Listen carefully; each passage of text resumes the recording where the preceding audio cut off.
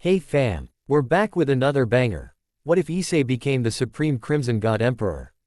So before we start, if you are craving adult mature content, join my Patreon now, link are in the description box. Alright, enough talk, let's fire it up. Why am I falling? I try to open my eyes, yet all I see around me is darkness. I try to move my hands, yet I felt nothing. I could no longer feel the sensation of touch nor smell. All that I could see or be was in the darkness. I felt weightless, almost like a feather falling from the skies, yes, like a feather from the wings of an angel or fallen angel. For sure, I felt a chuckle escape me. At first I began to wonder why I was here. Why wasn't I with my friends helping them against the hero faction? Helping them face that man, Cao Cao and his forces. On my left I felt a distortion, and as if the world around me could hear my thoughts, it opened up a small window. The window was like looking through a mirror. But on the other side I saw, to my surprise, myself looking up into a pair of slightly worried brown eyes filled with panic. It was that of a small girl with long black hair and was dressed in a gothic Lolita fashion. Yet in her hands was my own hand, covered in a shade of crimson, my blood. My blood seemed to burst out from my arms, staining her clothes and hands, yet she paid no heed as she tried to wake me up. It was as if the girl was trying to say something, yet her words didn't reach me. Her grip on my hand trembling, yet I felt nothing. Who was she? Ah yes, I remember now, it's all coming back to me. My attempt to rescue Ophis and my last battle against Shalba Beelzebub. I defeated the bastard and killed him, yet in the end I let my guard down. Because of that mistake, he pierced through my scale mail armor with an arrow infused with the blood of the dragon eater, Samael. Yes, my carelessness caused me to be pierced with an arrow infused with the blood of my greatest natural enemy. The blood of Samael. Unlike my rival Valley, who could survive it thanks to his line of demonic heritage tracing all the way back to the original Lucifer. I had no such luck, therefore. The blood was incredibly lethal, and judging my current situation, I must be dying. Or am I already dead? I'm not so sure anymore. Hey, what an idiot I am. I should have been careful to the end, damn it. You would be ashamed of me, sensei. Letting my guard down like that at the bitter end. I guess this time I won't come out of it. No miracles will come this time. I feel hollow, empty, no power, no energy, nothing. Strongest security my ass. I'm not strong, I'm weak. Now that I think about it, I've always been weak. I let Rainer kill me, let her kill Asia for her sacred gear. I was weak against Riser, and because of my weakness I made Rias cry. I couldn't even scratch Kokobile when he threatened my home and friends, and even against Valley, who is always leagues ahead of me. Tannen Asen, you would surely be disappointed in me right now. My weakness almost led to Asia's death, and the thought of her dying led me into a berserker rage, prematurely activating the Juggernaut Drive within me, cutting my lifespan down to a third of the original Devil lifespan. The way I went into such ferocity, tearing apart Shalba for the first time, venting my rage, my sorrow, my hatred and anger on that man. Senpais of the past. You may have been wrong, the Juggernaut Overdrive surely felt like I was actually in control, that I wasn't weak. For that moment I felt I was truly powerful. Then when we faced against Loki, my first confrontation with a god, I was so outclassed and so greatly overpowered, and I only escaped death by the skin of my teeth by Loki's pet, Fenrir. The wolf of legend whose fangs could kill gods.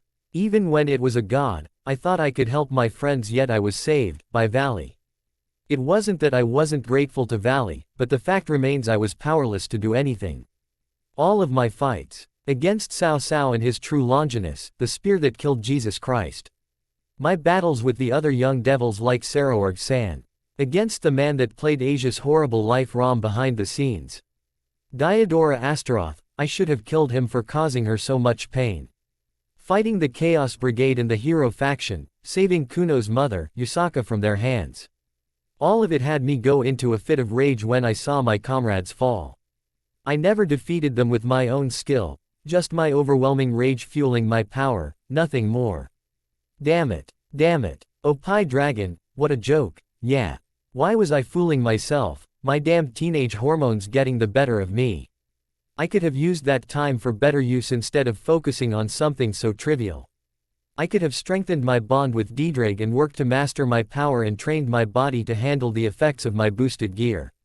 I could have been of better use, I could have become Someth. Ing more than some breast-loving dragon who's hated by girls for being a pervert. Searsex, I am not fit to be the hero to the children of the underworld.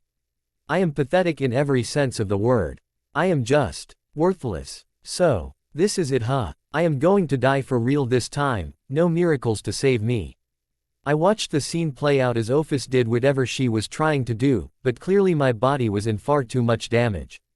I watched her in surprise rip the flesh from Great Red and while infusing her powers tried to heal what was left of my body and rebuild it.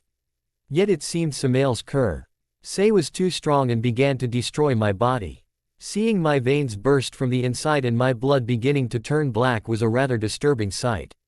Truly. Ophis, thank you for trying, though I didn't know you for long.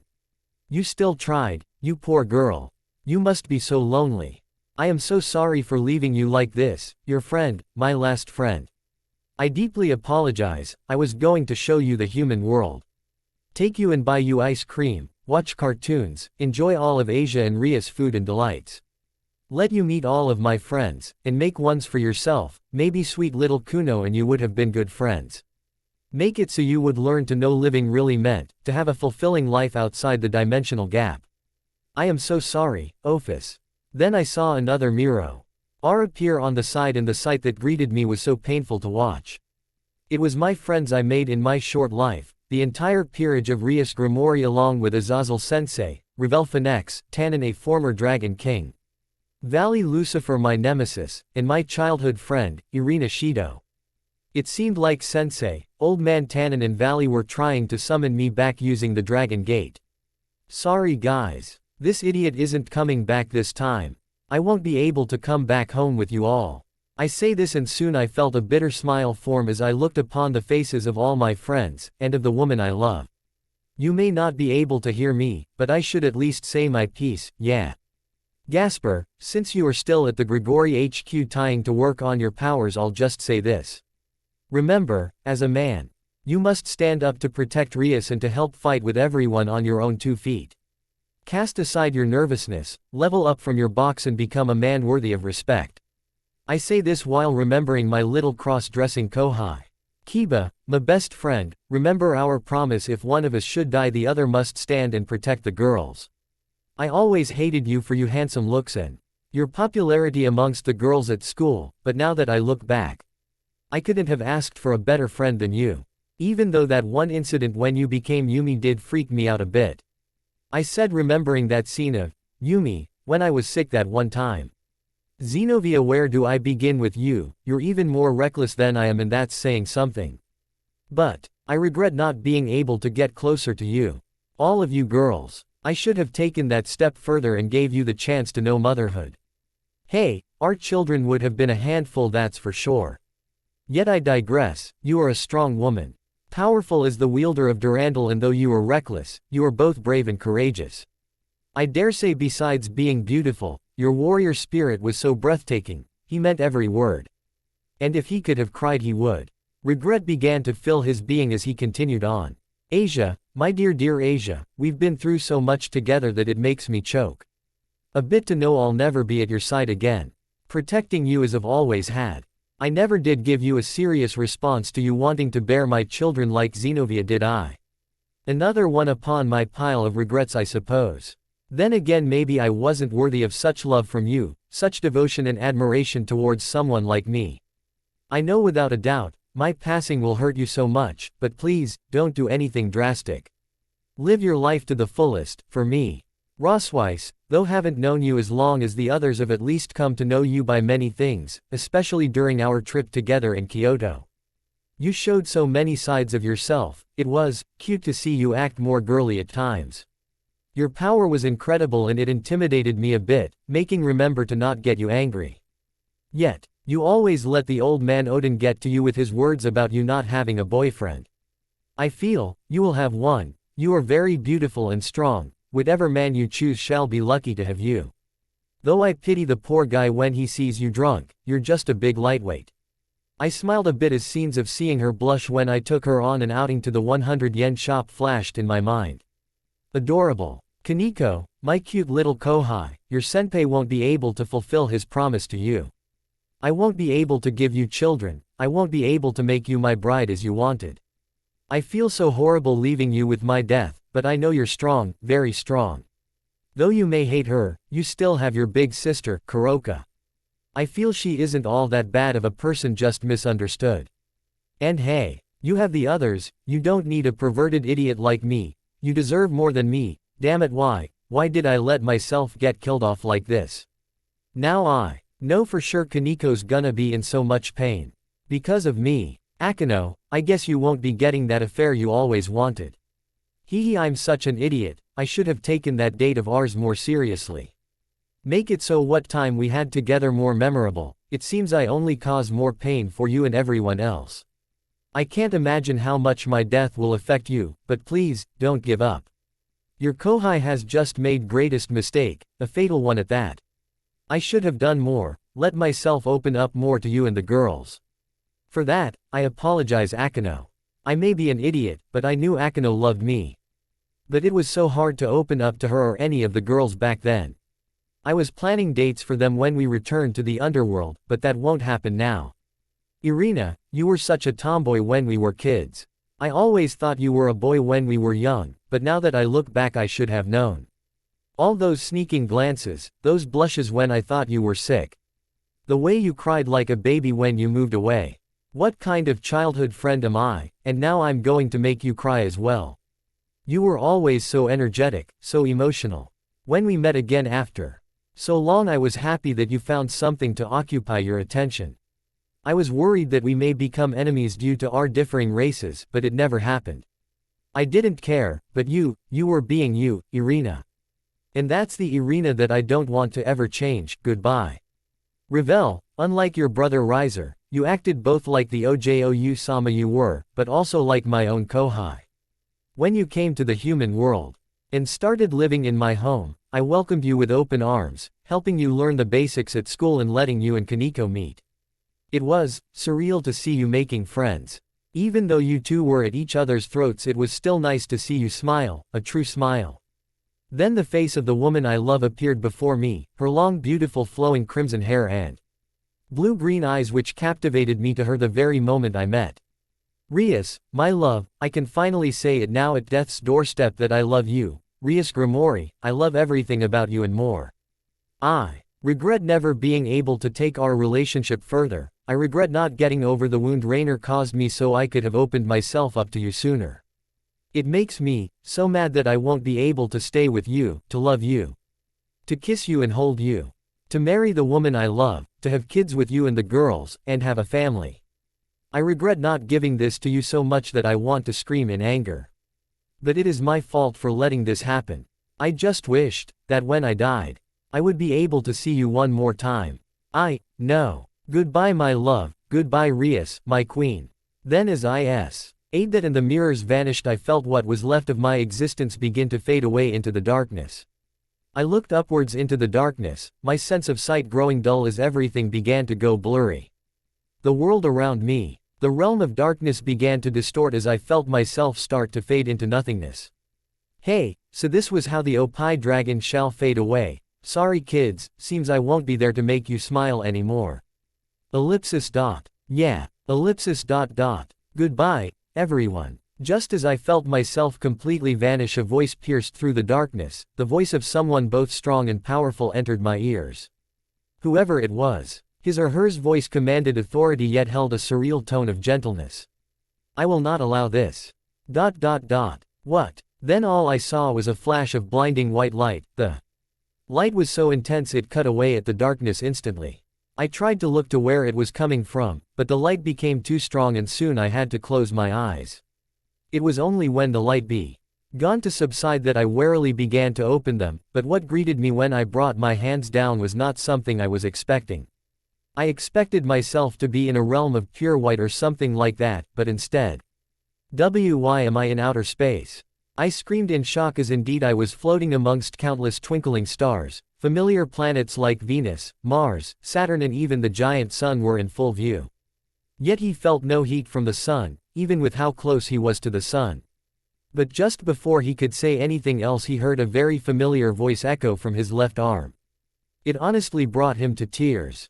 Click click. Zoom, zoom. Ion, he could hear it clearly, the saddened voice of his partner, the legendary heavenly Welsh dragon, Deidraig. His voice was numb to the world, carrying so much gut-wrenching sadness.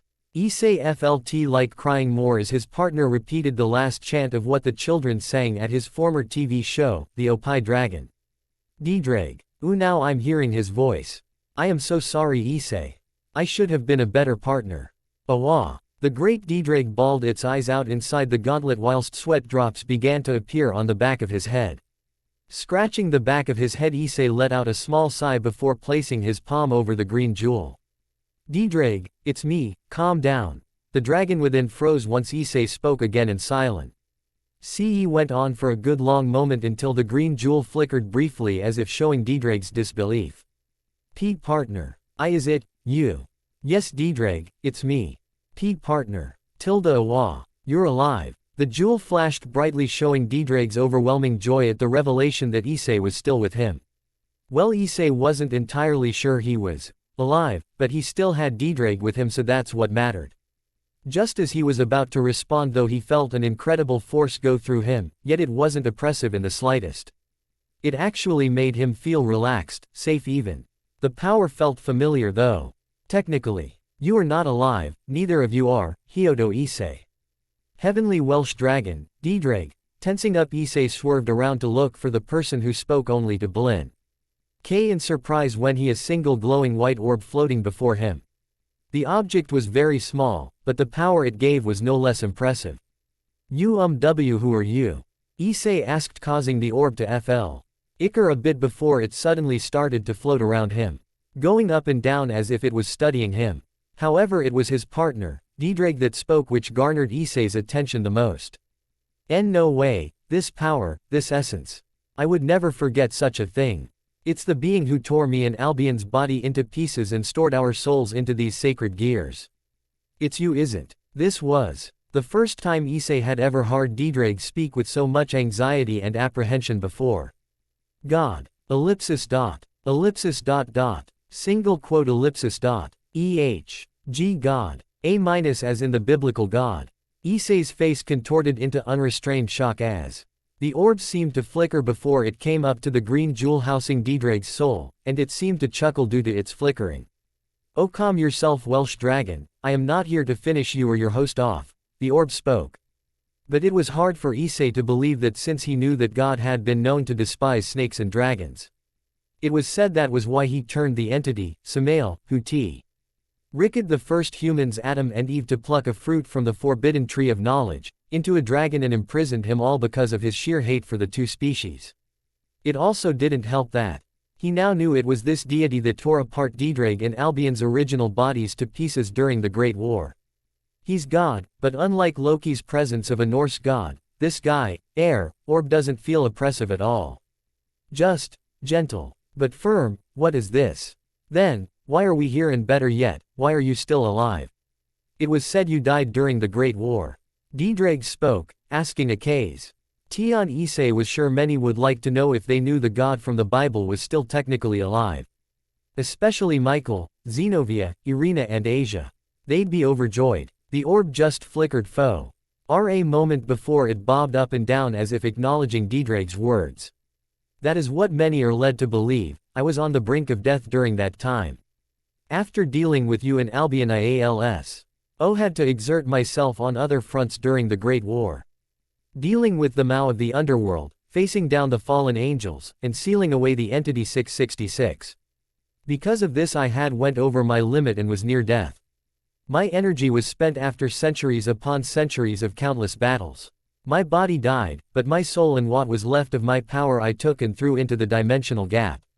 Within the dimension I hid myself away until I was strong enough to leave that realm and reach space. Issei blinked 3 times at what God just said. If what he just said was right, then his respect or this deity just went up a few notches after all he went through before nearly dying. Still, as he looked around himself, he wondered why was he here. And it seemed Deidraig read his mind and continued with his question. Makes sense, since outer space is desolate to many deities and you used that isolation to recover. But then, I have to ask, why are we and my host still here if we are technically dead, as you say? God or the orb just glowed white for a moment before it came up to Issei's face, making it seem as if the god was looking directly into Issei. Because Didrag, Hyodo Issei was not supposed to die. The arrow that pieced him had the lethal dosage level to even weaken Great Red. Since he or you Issei was still a reincarnated devil with no demonic heritage, you were going to die. Your body, even aided by the flesh of Great Red and the power of the Ouroboros dragon, Ophis could not recover to combat the curse in the blood. Because of this you died when you weren't supposed to. I suppose that is one of my many mistakes. God said as he floated around Issei. Issei's eyes went down at this, so he really was dead then. But as I said, you nor Didrag were not meant to die, you were supposed to live on as intended. You were supposed to accomplish many things, become a role model for the next generation of supernatural beings, become a hero to the kids of all factions, toin balance of the realms and so much more. Hey, you were supposed to have become like your ancestor. At this both Issei and Didrag's eyes widened beyond belief. Wait. What do you mean by ancestor? I thought I didn't have any noteworthy demonic or heroic ancestry. He said in panic, and you couldn't really blame him since he'd been led to believe he had been ordinary from the beginning. He knew no one important or noteworthy was in his family tree. So what was God talking about? This time the orb stopped and floated a few feet away from Issei. It then began to let off a small golden light within itself. As the light grew, God decided to speak, answering Issei's inquiry. True, you come from a normal average family of humans. No demonic, angelic or heroic heritage to speak of. But that doesn't mean you don't have a heritage. There is more than just demonic, heroic and angelic heritages, Hyodo. For you see, the golden light began to grow and grow before the orb went veer the green jewel that was his booster gear. You have the ancestry of an extraterrestrial race deep within you, and among your deep DNA holds your connection to your ancestor. He was the god of his race and once a very powerful warrior that protected the universe as a whole. However, the DNA that connects you to him has been diluted from the breeding with humans for so long, but I shall fix that now. He said before that golden light shot out from the white and transferred itself into the sacred gear, easily going into the very depths of the godlet's consciousness. Issei for his part felt as if his jaw would fall off at any moment. All his life he thought he was normal, albeit with an embodiment of all things perverted, but that was all because of his abnormal childhood of learning of PPAI from the pervy old man and his teenage hormones. He thought he was just an average guy with no special heritage to speak of. But who would have thought he actually had such a heritage as this? So wait a minute. I'm related to an alien god. Opening curly bracket ellipsis ... Well, I'll be damned, I knew you were a unique host, but this just takes the cake. Didrag spoke with a small sweat drop as heard this bit of info. Then Issei had to ask. The question bugged him so much since it felt like God was to brushing off this question for so long. Single quote ellipsis ... Why are you doing this? Aren't I dead? What use is this if I'm no longer alive? He said this since he was sure his body was long since dead and he was just in a spiritual form. God seemed to stop for a moment before it flashed a brilliant shade white light which blinded him for a moment. Then it faded, allowing Issei to see that he, Didrag and God had moved through space and were now hovering over a familiar planet. It was planet Earth. Why I'm doing this is simple. I am giving you a second chance to live again. Unfortunately, your old body has died due to the curse of Samael's blood. That's why you must be reborn, and what better way than to send you back to when you were exactly born. However, the imprint of Great Red's power along with Ophis' power has been cemented into your soul. Combine that with you keeping Didrag, having Ascalon within you and unlocking your heritage. With all this it would have an immense strain on your human body, which is why I will be doing this. Before Issei could speak, a gold bolt of light shot from the orb which hit him. He didn't know what it was because there was no pain, only a slight tug within him. What did you? I've sealed all of this into your soul and it will only awaken when you are near death. The seal I've placed on you will unleash these aspects and create your own body while using the old one as a template. Of course there will be changes to you even before this happens, but that's for you to discover. God said to Issei's shock, but then Issei saw his vision begin to blur as he was forced to look back down at the earth below him. What's happening? He shouted in panic, but gee. Od continued on, seemingly shrugging off the teen's anxiety. There is much for you to do, Hyodo Issei. You are the man that was renowned to create miracles in your first life. With this second chance, recreate this role. Become the man you was meant to be at the beginning. I have done all I can, now it is up to you to get stronger and face the threats you know of and the future ones you have yet to oppose. Goodbye, Hyodo Issei. Wait. Yettt. But it was too late, as Issei's vision soon tunneled as he felt himself shoot down to earth so fast that his vision became tunneled. Watching his spiritual form go, God floated in the deep depths of space before the orb flickered as if it were chuckling. My debt to you is complete, I only hope he can fix what I have wrought. Good luck, last of the Saiyans. With that said, the orb that was all that was God flickered before it dissipated into nothingness. Using all its power, the deity had to save Issei from death and send him back. So it was with that. The biblical God had died fulfilling its debt to an old friend, and in return had sent the man of miracles back in time. Earth. Ah! Issei's scream continued as he plummeted down at the earth. His vision was all a blur as all he saw was the incoming planet. He broke through the atmosphere and was soon coming into a familiar continent that was his homeland, Japan.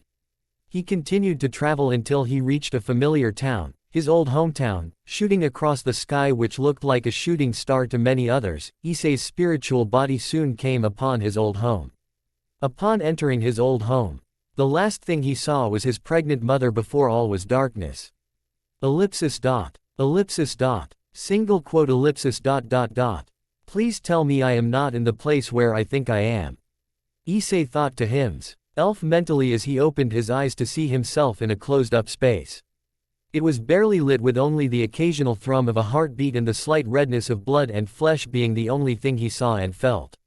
Opening curly bracket . I think you are. Yup, Hyodo Issei had awoken inside his mother's womb. Ooh, this is weird, very very weird. Well, look at it this way, you can use this time to hone your energy reserves, ha. Closing curly bracket, single quote . Yeah, least I can hold the title that I was the first baby to train himself inside his mother's womb. Oh man, this is so weird. And thus the now unborn conscious Hyodo Issei began to strengthen his reserves while inside the womb of his mother. Joy. Mrs. Hyodo hummed a happy tune as she made her way through the hall in her home while carrying a basket of clothes. The woman was merely in her late 20s with long dark brown hair tied in a ponytail with two long bangs falling down the sides of her face. Her brown eyes twinkled happily as she headed upstairs to her son's room. The thought of her and her husband's pride and joy brought a smile to her face as she came to his door. Their son, Issei, was such a cute baby boy when he was born, and such a good child too. He baffled the doctors since he only cried once when he was born. After that he was such a quiet baby who grew into their 6-year-old bundle of joy. Issei listened and leered right from wrong at a good pace, and to their surprise showed he was smart for his age when he learned his alphabet at 2, learned to read at 3 and even learned to write at 4. Such a show of intel. Court had made them rejoice and hoped that their son would grow into a very intellectual man. Scholarships, universities, graduation . Although, Issei does seem to not get along well with other kids besides Irina. I don't know why it is. But every time we get called down to the school it's because he gets into fights. Although I guess I can somewhat accept it some of the times, since it's either he's beating up bullies older than him or protecting Irina. That last thought made her smile a bit more. Oh yes, her son and their neighbor's kid Irina Shido had hit it off the moment they met. The two children just clicked the moment they met, and since then they were almost inseparable and had become very close. Irina was a real tomboy, and she and her son always played around, from climbing trees, playing hide and seek, to playing in the mud and playing tag. Mrs. Hyodo smiled as she went to open the door to her son's room. Indeed, her son and Irina were incredibly close. So close in fact that she and Irina's mother often made play dates for the two and often spoke about the two becoming boyfriend-girlfriend in the future. The thought was surreal to her. Issei. Sans here with some clothes. Upon looking into her son's bedroom she saw that it was clean, which was a bit abnormal for a child his age who usually always made a mess. Yet her son was smart enough to clean up after himself. His room had everything he needed, a full-sized bed, a dresser, closet, entertainment center and a TV. There wasn't much decorating his walls, making his room seem very Spartan. Then her eyes landed on her 6-year-old son, and when she saw him doing push-ups on the floor she let out a sigh. "Ah, Ka-san. Thank you. I'll put them up now," Issei said, hopping up off the floor before going over to his mother, whom laid the basket down on his bed. Mrs. Hyodo began helping her son take out his folded clothes and began to put them away. However, she glanced at him every now and then and a worried frown made its way across her face. There was another thing about their son, Issei, that made him stand out from his generation. His hair was a tad long with a few spikes jutting out a bit. However, he mostly had dark brown hair with streaks of black, which she and his father theorized came from his grandfather on her side of the family. He was average in height for his size and had a healthy tan, but it was his unique muscular build. The day he was born, the doctors had been surprised to notice his muscular structure was far above average newborns. They were worried it was some kind of abnormal growth.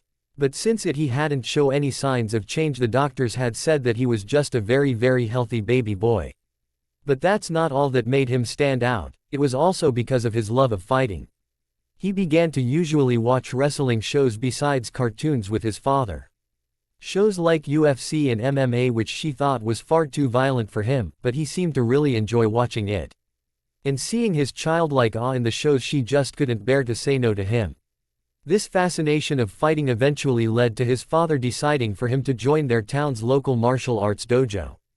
She was against it at first, but Issei had been overjoyed at the prospect, and seeing as the sensei of the dojo allowed for students to start at the age of 5 to 6, she consented to it. Then her son had been going to school with Irina, and afterwards she, or if his father wasn't busy, would take him to the dojo afterwards. And she had to admit he took to his training very seriously, as he always did physical workouts his sensei allowed him to do. And she supposed she was proud of the fact his sensei often complimented their son for his talent in martial arts. She just hoped he never abused it. "Thanks for the help, Ka-san." Her son's voice broke her from her thoughts, and she gave a smile and nodded towards. "You're welcome, Sochi. Now remember, Irina's coming over for supper and to stay the night, okay?" she said, reminding her son of that fact. Her parents were going out for a night out and asked her if she and her husband could watch Irina for the night, which she gladly accepted. After all, Irina was like a daughter to her. Issei's eyes lit up and nodded excitedly. "I got it, Ka-san." Smiling at his enthusiasm, she ruffled his hair. "Good, then get washed up, she'll be here soon," she said, making him nod. Then taking the basket she walked out, leaving her son watching her leave his room with a smile. Then as soon as his door closed behind her, his smile dropped into a frown before the boy dropped face first to the ground only to catch himself. Then he continued his push-ups without restraint. "You know, if you were any other child, your training regime would have made their body break down when they got older." The inner spirit of the heavenly Welsh dragon, Diedreg, spoke to him from within his mind. The 6-year-old Issei just grunted before rolling over, where he began to do sit-ups. "Diedreg, you know me better than anyone else, so you know the difference that sets me apart from regular children." "True, but I still find it puzzling at how your body just adapts so quickly to your exercises. I know God said there would be changes to you before you attained all that you once had. Yet he never specified anything that we've come across. For example, your muscles heal faster than they tear during training, your muscular structure is far above that than any child your age. Not to mention your change in attitude." Diedreg finished with a mutt, causing Issei to mentally nod in agreement with his partner. I don't know what it is, but I've just come to love fighting so much now. Hell, it's been replacing most of my thoughts to the point my fetish for oppai is becoming non-existent. It's just so much fun now. I wonder if it has anything to do with my alien heritage." I would think so, because you weren't like this at all in your first life. The only times you seemed to show enjoyment in battles was against Valley and Saraorg. Rest of the time you were hesitant to fight until after you got stronger, the dragon said, which was true. He did find some strange enjoyment when fighting Valley and Ria's cousin, Saraorg. "True, but I gotta thank Dad for allowing me to do martial arts. It's a good way to vent my frustration from the idiots at school. Plus it's a good sport for me." I just hope I don't become a battle maniac like Valley, he thought with a sweat drop. Finishing his sit-ups he rolled back on his stomach. Pushing himself up, he began to do push-ups again, only now alternating with one hand each time he pushed himself up. That's another thing, your temper has risen to a pretty frightening degree. In all my time of knowing you, even when you were small, I have never seen you show such anger like you do to those school bullies. Issei felt his frown deepen as he continued his exercises. They bullied Irina, Diedrag. Kids older than us and picking on people smaller than themselves makes them lower than scum. You should know I protect my friends above all else, he said, which the dragon agreed with him. On multiple accounts Issei had proven to always fight and protect those he cherished, even against those many times stronger than himself. But that's one of the many reasons why Diedrag respected and saw Issei as his best host. Finishing his exercises for the day, Issei jumped up only to fall onto his bed. As he stared up at the ceiling he raised his left hand and looked at it. Narrowing his eyes, he focused what energy he could muster. But all he saw was the slightest apparition of his booster gear, which faded as quick as it came. This caused him to sigh before he closed his eyes for a little rest from exercising.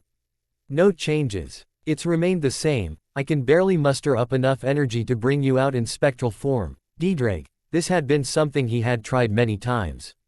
Testing to see how much energy he could bring out while still alive as a human, but so far it stayed the same, resulting in him only being able to call up his booster gear in an apparition form. He wasn't mad about it, because God had his reason for putting the seal on him. From all that he now had, he was sure his human body wouldn't be able to handle the strain. Seeing as his soul had the imprint of Great Red's and Ophis power, Diedrag's soul, Ascalon the holy sword that slew dragons, and finally his mysterious alien heritage. Yeah, he was sure his body couldn't take the strain of all that. Maybe one of those descended from the heroes of myth. But not him. Sighing, Issei opened his eyes only. Instead of looking up at the ceiling, he was starting to see the faces of his friends. Kiba, Gasper, Kaneko, Akano, Irina, Zenobia, Asia, Saraorg, Sona, Searzex, Kuno, Ravel, Rosweiss, and Ophis. He reached up trying to grasp onto those memories, but they soon faded, causing him to frown deeply. Clenching his hand, he grit his teeth and swore to himself in his mind one solemn oath. Yes, none of you know me. Irina only knows me as her childhood friend. I thank you, God, for sending me back, because now I will use this chance to become stronger. Strong enough to surpass everyone, strong enough so no one can threaten my loved ones ever again, whatever the cost. Opening curly bracket ellipsis ... Issei, partner, you okay? Diedrag spoke in concern, sensing from within the depths of Issei's soul the thrum of his unwavering determination, the very same that made his existence echo across the supernatural planes. Single quote ... Yes, I am perfectly fine, Diedrag. The Welsh dragon remained silent after that, choosing to just accept that and get some sleep. Sensing this, Issei nodded before he heard his mother's voice. Issei, Irina's here, come down here and wash up. Upon hearing that, Issei quickly masked his frown and brought up a brightened expression. Jumping off his bed, he ran out his door while answering his mother. Coming Ka-san. Hours passed until it was night out, and under the roof of the Hyodo residence, the two 6-year-old children lay in bed inside Issei's bedroom. It was common for the two to sleep in the same room together, which their mothers found to be adorable because it showed just clothes the two wore. It was in this room that while Issei lay in his bed still awake while Irina was sound asleep beside him, his eyes were staring out at the window above his headrest. This had become a common thing for him at night, just staring up at the moon.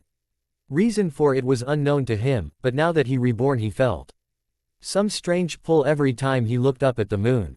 It was a soothing yet strange sensation which was at its peak when the moon was full. The pull was at its strongest then, and it had its effects on him. Diedrag always said he was rather moody on those nights, and would toss and turn in bed as if he were in a nightmare.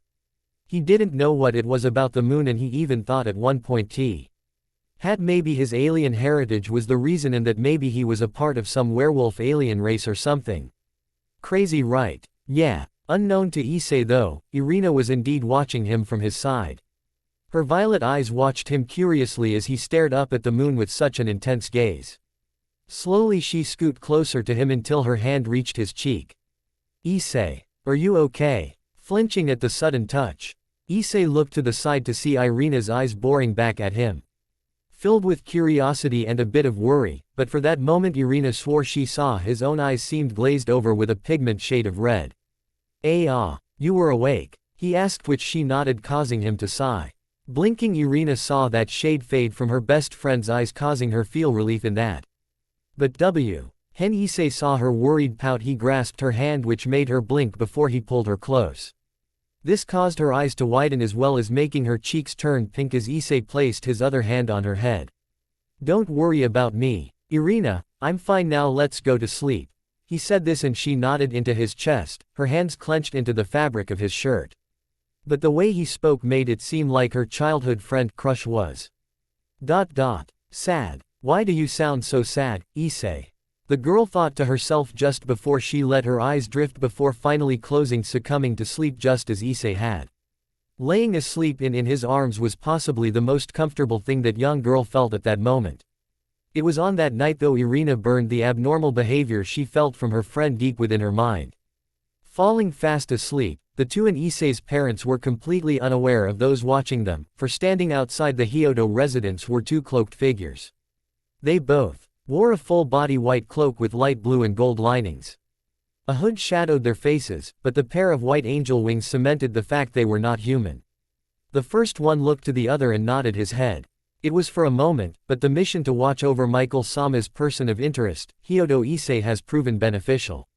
For I sensed the slightest spark of Ascalon. It was only a moment, but it was there. The first angel spoke while the other seemed to agree with a nod. One of the four holy swords, Ascalon the Dragon Slayer sword once wielded by Saint George, had disappeared from heaven. Michael, their current acting leader of heaven, and the Archangel issued a search for the sword while he pinpointed its general location in this town. After extensive search, Michael found out that it disappeared on the date a newborn had been born, and the only baby to have been born on that date was Hyodo Issei. Yes, let's report back to Michael. He will want to hear that the holy sword, Ascalon, has definitely chosen its wielder. We must let him know that the mortal, Hyodo Issei, is indeed a potential interest. The second angel, female by her voice, said, which the first agreed with a nod. Hi, let's be off. And with that said, the two angels vanished in a golden light, not noticing the slight shimmer a few feet away from them. The shimmer fluctuated before faded, revealing a single gruff-looking man with a muscular build. He also had black hair and facial hair. He was dressed in a black shihakusho and sandals, but a total of 10 black angel wings were let loose from his back. Scratching the back of his head, the fallen angel, Baraquile, sighed as he cast his gaze from where the angels once were before they looked down at the Hyodo residence. Damn, gotta hand it to Azazel. His object to hide my presence from Michael's angels worked out well. Plus it seems I've learned just what exactly has caught Michael's attention so greatly. So, Hyodo Issei, same age as my little girl Akano. And yet he's a mortal that's been chosen by Ascalon, Interesting indeed. Scratching his chin, the man seemed to nod his head before he vanished in a spiral of black energy, leaving only a single black feather to fall before it sizzled to ashes. Next morning, Issei. Irina, time, wake up. Mrs. Hyodo came up, opening the door to her son's room. Only and she turned on the light. She covered her mouth in surprise at the scene she saw. She did her best to hold back an awe when she saw Irina hugging onto Issei, whom was holding her close. Quickly, but quietly, she pulled out her phone and took a picture of it before sending a copy to Irina's mother. Oh, she will be thrilled. Okay kids, rise and shine, she said, only to laugh when Issei grumbled and pulled the covers over him and Irina. It was later in the morning that we find a wide-awake Issei eating a bowl of cereal along with a groggy Irina. As he dug into his cereal, he missed the glance he received from Irina, whom, remembering last night, blushed a bit, which his parents caught, making his mom smirk knowingly while his dad tilted his head. Turning to look to Irina, Issei's mom spoke, by the way Irina dear, your mom called and said after breakfast you need to come back home, it seems important, okay. The girl titled her head, but nodded anyway. Then his father looked to Issei, why don't you take her back? He asked, which Issei looked up with a mouthful of cereal. Blinking, he nodded before digging back into his cereal, causing Irina to giggle while his parents sighed. There. Was that one thing about their son, and that was his table manners and abnormally high metabolism. That was his 5th bowl of cereal after eating 2 plates of pancakes. Swallowing it down is. I stacked the now empty bowl upon his stack of dirty dishes before jumping out of his chair. All right, well, you ready to go, Irina? The girl nodded after finishing her breakfast. Hopping out of the chair, she followed after him while waving at his parents. Thank you for letting me stay, and thanks for supper and breakfast, Mr. and Mrs. Hyodo, she said while the adults waved her by. Once the 2 kids were out of sight, Mrs. Hyodo sighed before a smile made way on her face.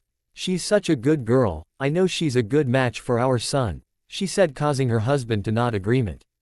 With the 2 children. As Irina came out of the house, Issei closed the door before the 2 began walking to her house. It wasn't that far, since it was less than maybe 3 or 4 minutes away. But as the 2 got onto the sidewalk, Irina looked Issei's way before smiling. She surprised him when she took his hand in her own, making him look her way, then down at their hands. At that moment Issei remembered Hai's solemn promise to himself just yesterday, and because of that his eyes glazed over with a steely determination. I remember this day. This is the day Irina's parents tell her about moving to England. I don't want her to move. But I know she will be much safer away from this place. She'll meet Zenobia while gone and become the strong woman I knew. Still, I can't let her leave without something to remember me by. What do you plan then, partner? Diedrag asked, wondering what his partner had planned. This. He surprised Irina then by intertwining his fingers with hers while a smile made way on his face, causing Irina's cheeks to redden from the intensity of Issei's expression. It increased when Issei looked her way, and for a moment she swore she saw his eyes glaze over with that same pigment shade of red from before. Caught staring into his strange glowing eyes, she blinked in surprise when he spoke as they got closer to her home. Irina, let's always be the closest childhood friends, okay? He asked to her confusion. But when she heard that same saddened tone, she felt compelled to comfort him. Whatever it was that was making her childhood friend sad really was bugging him. She wanted to just stay with him and make sure he wasn't sad anymore. Irina just smiled, brimming with all the innocence she held within her, and just nodded with a hum. You bet. We will always be the greatest of friends. And she meant it. She couldn't admit it to anyone but herself that she had been crushing on her Hyodo friend. However, she still wanted him to know that they would always remain friends. She didn't know exactly why he was saying something this strange and so suddenly, but she would assure him all the same. It wasn't like anything bad was going to happen to separate them or anything. Right. Issei smiled at this, taking her words to heart. As childish as they may seem, it still assured him that they would remain very close despite whatever the future held for them. And when he and Irina reached her house and got to her door, he stopped just before knocking. Turning to Irina, he surprised when leaned down a bit, since he was a tad taller than her, and pecked her on the forehead. This caused her eyes to widen in shock and caused her face to lighten up to a good shade of red. She looked at him as he pulled back, only to see a strange smile on his face. It was almost painful to see his smile at that one moment. Issei, she spoke, only to see him shake his head. Patting her on the back, he just scratched the back of his head with a nervous chuckle. It's nothing, Irina. I just felt like doing. I don't know, something first. Remember, our friendship is all he chuckled while she blinked before joining him as she erupted into a fit of chuckles as well. Yeah, I won't ever forget. Glad to hear it. Issei watched her go to the door. Opening the door, she stepped inside while announcing her presence. Ka-san. To-san. I'm home. As he watched her go, Issei's eyes widened when he caught sight of 2 cloaked figures inside the household. They wore the same clothing as Zenobia and Irina once did in his first life. As soon as he saw them, he remembered all the crap he and his friends went through because of these people. The surge of anger was so intense it made his hands ball up into fists. The Holy Sword Project was funded by the church, by these people. The same project that conducted human experiments on life, humans, children and the elderly even. His memory went to Kiba, who had been the sole survivor of the project, and dealing with the man responsible had angered him. However, it was worse that he had to watch his childhood friend, Irina, go with these people, which made him all the more angry at both himself and those associated with that damnable project. Maybe he was being blind to the fact that the church as a whole excommunicated the man and all those that dealt with the project in his first life. But the fact remained. They still let it happen. Up to that point it became a genocide of innocent people, right under their very nose. His eyes narrowed as one of them looked back at him, only for their eyes to widen when they found him staring. Glaring back at them for briefest moment, he instinctively held back the urge to attack. His power was sealed right now and he couldn't go attacking strangers in Irina's home. No matter how much he wanted to reduce everyone associated with that project into a bloody smear. However, the stare was cut off as Irina came back to the door. Quickly he masked his expression as to not scare Irina. Sorry Issei. Ka-san says there are some things to talk about, so, clearly she was uncomfortable to leave him alone, but Issei, while fighting the urge to do something, anything, just waved his hand. Ah, no worries. I'll just see y'all later then, okay. He said this, but he knew it wouldn't be happening. You betcha. Clearly unknowing of what will be spoken inside her home, agreed to those words. Not knowing that would be the last time the two would get to spend time together as childhood friends. Completely unaware though to Issei was 3 pairs of eyes following him back to his house. Sickened grins made way onto their face as one cackled in twisted glee. Yes, that's him. The sweet abnormal scent comes from that mortal boy. I can already taste that succulent mortal flesh. Cuckoo. Calm yourself. We must wait for just little longer, for if we move now those damnable priests and exorcists crawling around the city will slaughter us on the spot. Yes, we will bide our time. And strike when the chance presents itself, but rest assured that boy is as good as dead. Hey. The third of the 3 figures cackled as a black and red aura glowed around the person's body. Heaven, unlike hell, or as it's also known as the underworld, was what many mortals would picture it to be. A kingdom built upon the clouds, making it seem as if it were hovering above the earth. Ever watching and always vigilant of all mankind, when in fact it was like the underworld crossing the dimensional gap into the earth. It could only be entered by the iconic white stairway which re-8 the golden gates. For those that had died were allowed passage through heaven's gates. But for the forces of heaven they were allowed free passage if heaven's very own barrier recognized them as one of its own children. Heaven itself was beyond the golden gates, a vast floating kingdom that defied the realms of logic, for it was built upon a sea of clouds that stretched for miles on end. The Evenly kingdom was built, however, with a uniqueness, since it housed the souls of billions. Beyond the gates was another stairway which was the purest of gold, and it just reached further up into the golden and white sky of heaven, which reached all the way to the center of the kingdom. On both sides of the massive stairway was what appeared to be a number of countless floating metropolises that were built with a mixed Western and Eastern architecture. There was countless of them, each with their own different design, and they spanned far and wide across the divine domain, while all of them were connected by pearl-white bridges. It was impossible to count how many of them were due to just how vast it was, and while compared to the underworld, which mostly landmass, heaven was built upon just an ocean of clouds, the polar opposite of their enemy realm. Then came the center of heaven, the centerpiece that held the realm together. At the end of the long stairway which reached higher into the sky was an even greater metropolis. It was far bigger and more widespread, for it was a giant kingdom of gold and white, with a great number of angel humanoids walking around and hovering above the buildings. Some wielding spears and lances of pure golden light, while others held a number of swords glowing with golden divine radiance. These were the angelic forces of heaven, charged with safeguarding the realm of heaven and its denizens. And among the kingdom stood a giant divine spire which seemed to pierce the very sky of heaven itself, making the giant structure to be bathed in holy light.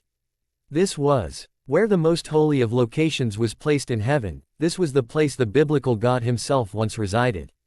Atop this spire was the golden throne itself. However, with the biblical God dead, a well-kept secret from the souls in heaven and those of the 3 factions, the golden throne was now occupied by the second best person to fill God's role.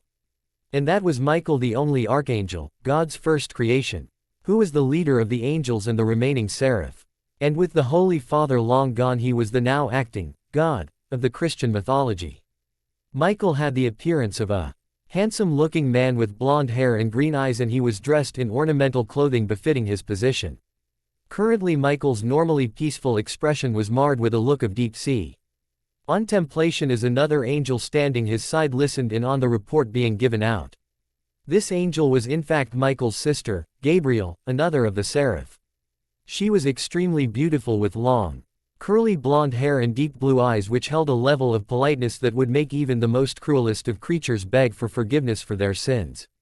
An air of humbleness came off her in waves that not even some of the greatest of angels could give off. Currently Gabriel was tilting her head in curiosity as the debriefing went on. So from both of your reports you had indeed sensed the presence of the missing holy sword. Ascalon, within the mortal boy Hyodo Issei, is this correct? Michael questioned two of his angel brethren who nodded their heads confirming his words. Yes, Michael-sama. Hyodo Issei, the one we were charged to watch over, has shown to be holding the Ascalon within him. We don't know what the child did to bring it out, but we both felt that familiar divine energy come from him. There is no mistaking it that Ascalon resides within the mortal at this very moment, said the angel, which made Michael close his eyes while letting out a sigh.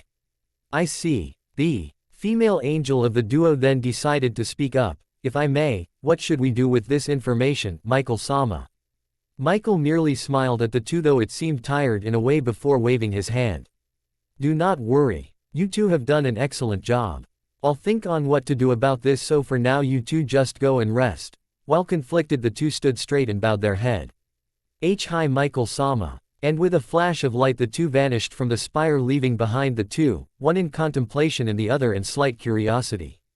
To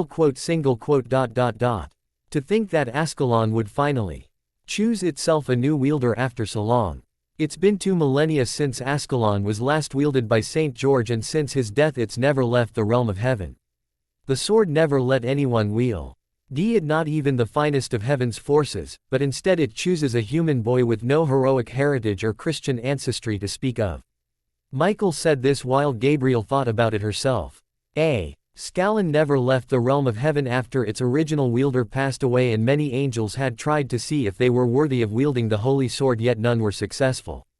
It was one of the 4 holy swords created by God, and while it was considered not as powerful as its brethren like Excalibur or Durandal, it was still no less unique in its existence. For it was the only holy sword to have slain a dragon, which were considered gods in their own right. But I think that makes it even more interesting. Out of everyone it chose the soul of a newborn mortal who holds no connections to the Christian mythology. That must undoubtedly make this Hyodo Issei an interesting person, even if he is a child. If the Dragon Slayer sword, Ascalon, chose him over the best and faithful of our forces. Very interesting, the beautiful woman said with a smile forming on her face. Michael seemed to agree as he nodded at her words. True, and from other reports about the boy it's shown he is a rather unique human than the rest, because every human has at least some form of network of energy running through them. However, his has shown to be non-existent, with it barely running at the required state to keep him alive and active. Hyodo Issei barely has enough energy to keep him alive, and yet Ascalon chose him. And that's not even adding in the fact of what sacred gear he possesses. He said with a small frown, while Gabriel's smile if anything grew at that. Oh yes, that's right, it would seem he also possesses one of the 13 Longinus sacred gears, the boosted gear or the Red Dragon Emperor's Gauntlet. Hard to believe that sacred gear has appeared in the world again, and in such an intriguing person as this, Hyodo Issei, she said while Michael eyed her for a moment before agreeing with her. Yes, he'd first found out about that upon the very first report he got from his angels that were watching over the boy. The legendary sacred gear was sensed within him the moment he was born, which was an ill omen itself, since the history of that gear along with the other was not a good one. Still, the boy interested him greatly, for such an existence like this hadn't been recorded in history, where such a contradictory soul wielded both the boosted gear, which held the soul of the heavenly Welsh dragon, Didrag, and the Dragon Slayer sword, Ascalon, in one body. It was just a paradox of 2 opposing elements in one soul. It made Michael feel a small shiver go down his back at what would happen if the boy actually mastered the powers of his sacred gear and the power of Ascalon. The future seemed an interesting one. Michael, I request permission to see this, Hyodo Issei, for myself. Gabriel's sudden request made him blink in mild surprise before he looked his sister with that same amount of surprise and a bit of curiosity. Gabriel rarely ever left heaven unless it was for official business that needed someone from heaven's higher echelon, and when he was busy with maintaining God's system, she was there as his representative. Besides that, she was usually called upon for missions that required her abilities and leadership. Sides that she never left heaven and watched over it and made sure that it was kept stable, and her assistance with the matter had proven most helpful since their Holy Father died. For her to want to go showed Michael that Gaber IEL must be very interested in this soul to go to Earth herself. Still, as he pondered on it, it did present itself as an opportunity to learn more about this perplexing mortal. Looking to his sister, he didn't see much harm in and spoke. That sounds like a good idea. It would be good to learn more about this new generation's security. Plus, since he's still young, he must not have come into contact with Diedrich, so if you do meet him, the dragon won't alert him of who you are either. Yes, go on ahead, you have a week's time to gather what you can about him, all right? He said, making Gabriel nod, accepting his conditions with ease.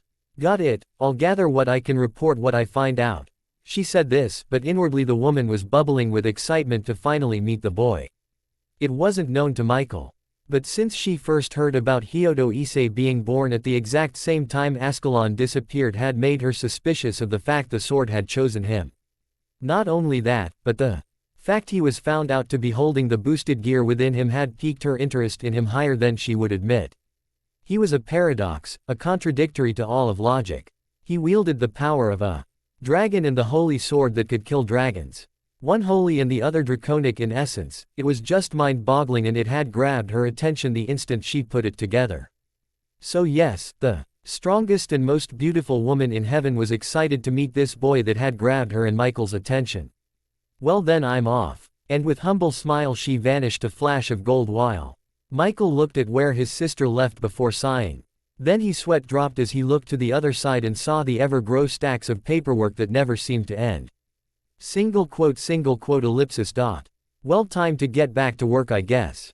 And with that, Michael continued to torture himself over the countless papers and documents detailing all the happenings of his forces, and of heaven's stability. Earth Hyodo residence. Issei, are you sure you're okay, son? Mrs. Hyodo asked in concern over her son, who was silently eating breakfast with them.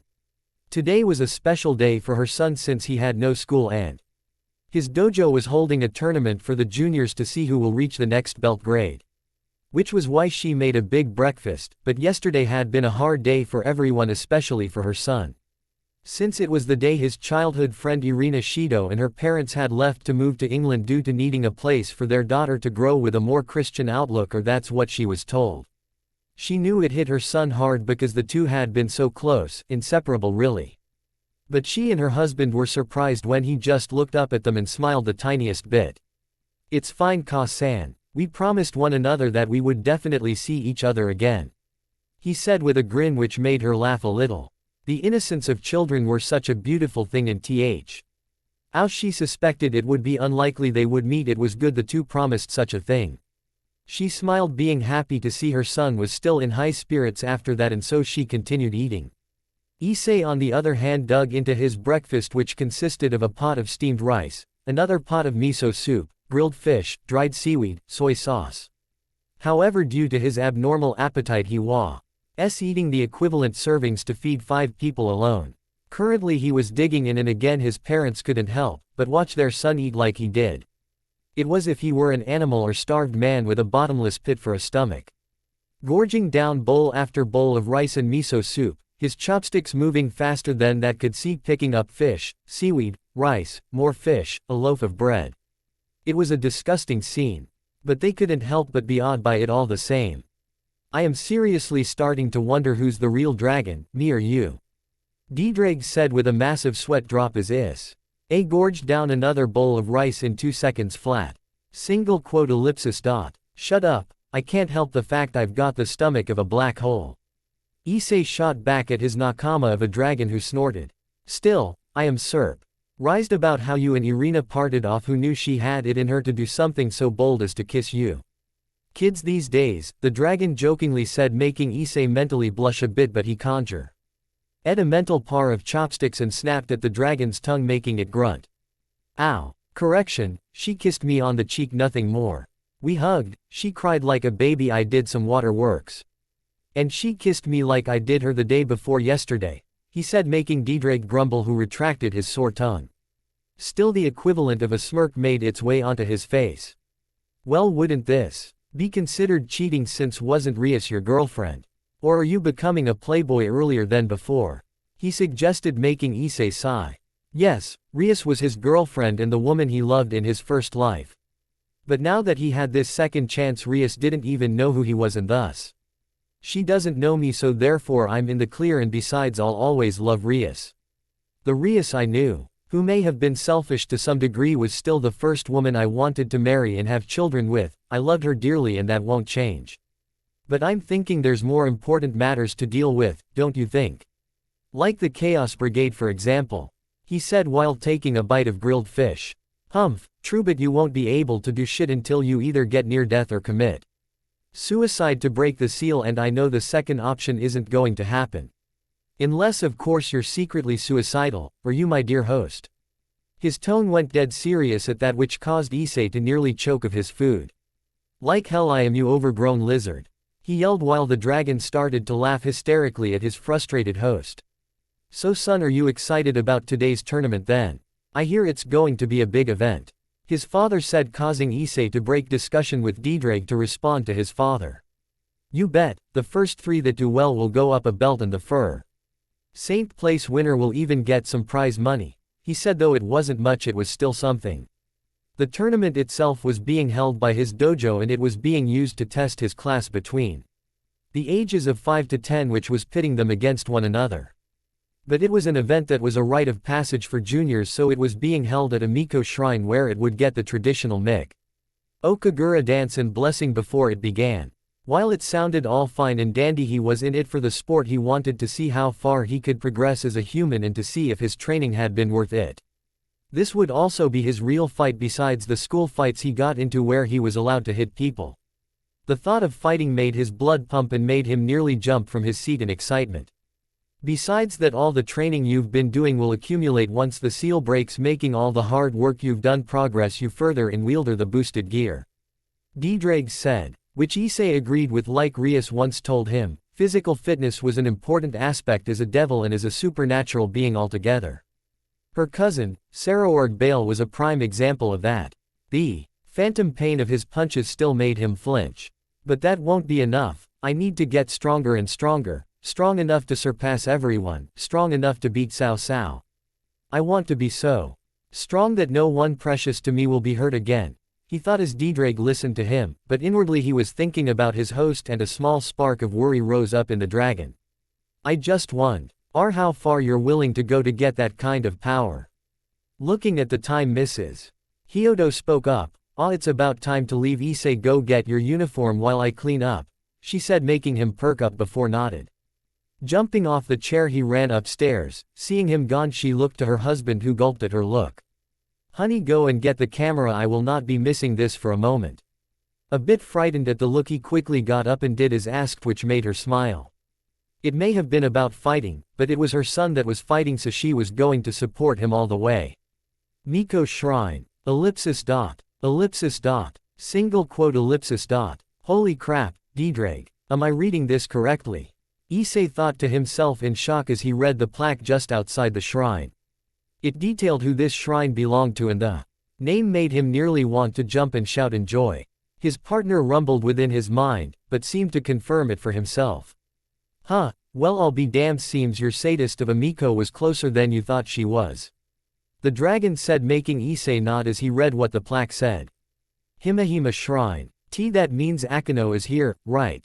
Issei muttered to himself as his parents caught up to him. If this was indeed the same shrine Akeno had grew up in, then that meant she might still be here, which meant her mother wasn't dead yet. The thought of maybe helping her save her mother quickly begged, and to form only for his parents to wake him from his thoughts. You nervous, son? His father said, patting him on the head, pulling Issei from his thoughts. Looking up at his father, the boy quickly shook his head before putting on a determined expression. No way. I'm pumped. His mind quickly went back to the tournament at hand. But dealing with the possibility of helping Akeno this time around was still in the depths of his mind. Ha, I see, his father just laughed while his mother seemed a bit surprised at the amount of people coming to the shrine. There's a lot of people here. Did the tournament grab local news or something? she said, making her husband shrug. Who knows, hun, the dojo Issei is learning from is quite renowned, so those interested in seeing new tale NT may have wanted to come see it for themselves. Nevertheless, let's hurry up and get to the top so we can meet with his sensei. She nodded, and thus the family of three quickly made way to the top of the stairway.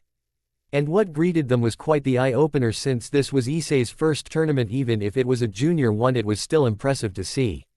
The shrine looked similar to the one Akino lived in his first life. But the temple was much bigger and seemed to be big enough to house residents. Looking around, Issei saw that there were many parents talking with their children. The stage for the tournament was being finished in its setup.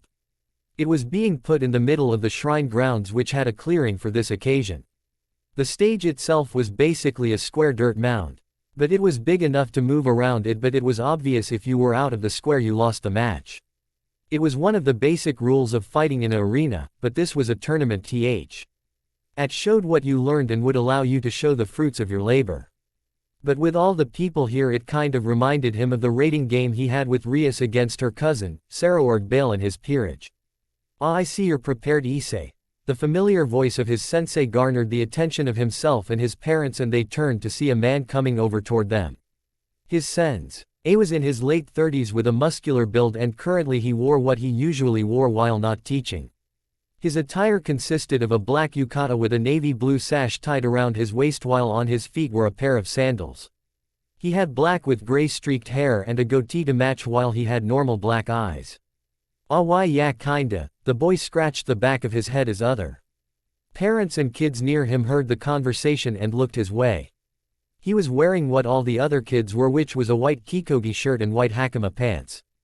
Tied around his waist was his range belt, which he earned after every day of practice of going after school or on his off days. In addition, he had red wristbands on, and on his feet just a pair of sandals which he could slip easy for. The battles would require no footwear when they began. But it was his abnormal physique that caught many people's attention. For a 6-year-old, he had on some definite muscle on his arms and his shoulders were broad.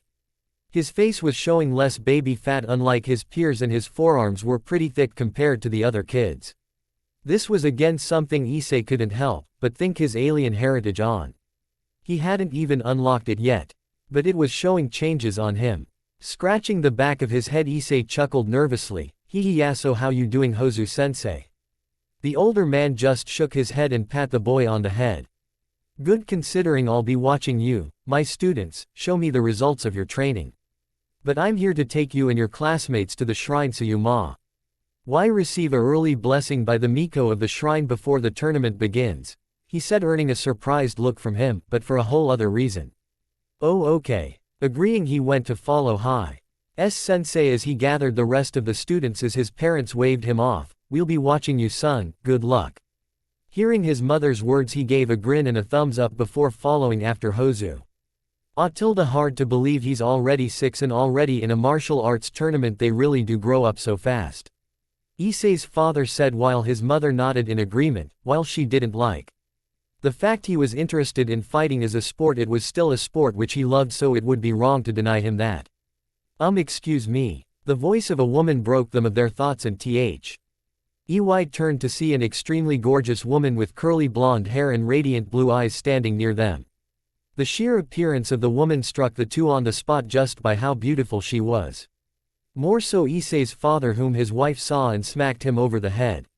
She had a voluptuous figure and was dressed in casual clothing consisting of a yellow kimono that didn't do much to hide her perfect figure, while she had a gold obi around her waist. Her long curly blonde hair fell down her back as if it were made of the softest silk. Her supple lips spread into an innocent smile as she addressed the Hyotos. "Yes," Issei's mother replied, making the woman smile before bowing her head. "Hello, my name is Gabriella. I'm with the Kyoka Hospital and I'm here to oversee anyone that gets injured. But I was just curious, was that boy just now your son?" she asked, making the two nod. "Indeed, it's his first tournament, so he's been training very hard for this," his mother replied, while Gabriela's smile grew at that before looking in the direction Issei went off to. Clearly, his eyes spoke volumes at how excited he was, she said, causing the two to raise an eyebrow.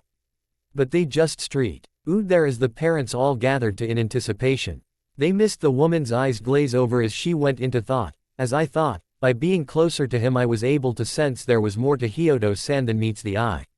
I definitely felt Diedrig and Ascalon within him, but I sensed something else. It's so small, but it's there. What is it though? Temple Shrine Room. Tilda, I'm getting nervous. Mumbled one of the contestants of the tournament. It was a child around the same age as Issei. The class was situated inside the shrine room where they were told to sit so the Miko could fair her blessings onto them before the tournament began. The class was of a mixed number of ages from 5 to 10 with a total number of 16 kids. Hozu-sensei was sitting behind them watching the proceedings with a smile. Among the students Issei was sitting as perfectly still as he could be, but he was jumpy for at any moment he will possibly see Akeno again. Sure, it may not be his Akeno, but the fact would remain that she was here. And if she was here then that mean her mother was still alive and the attack on her hadn't begun yet.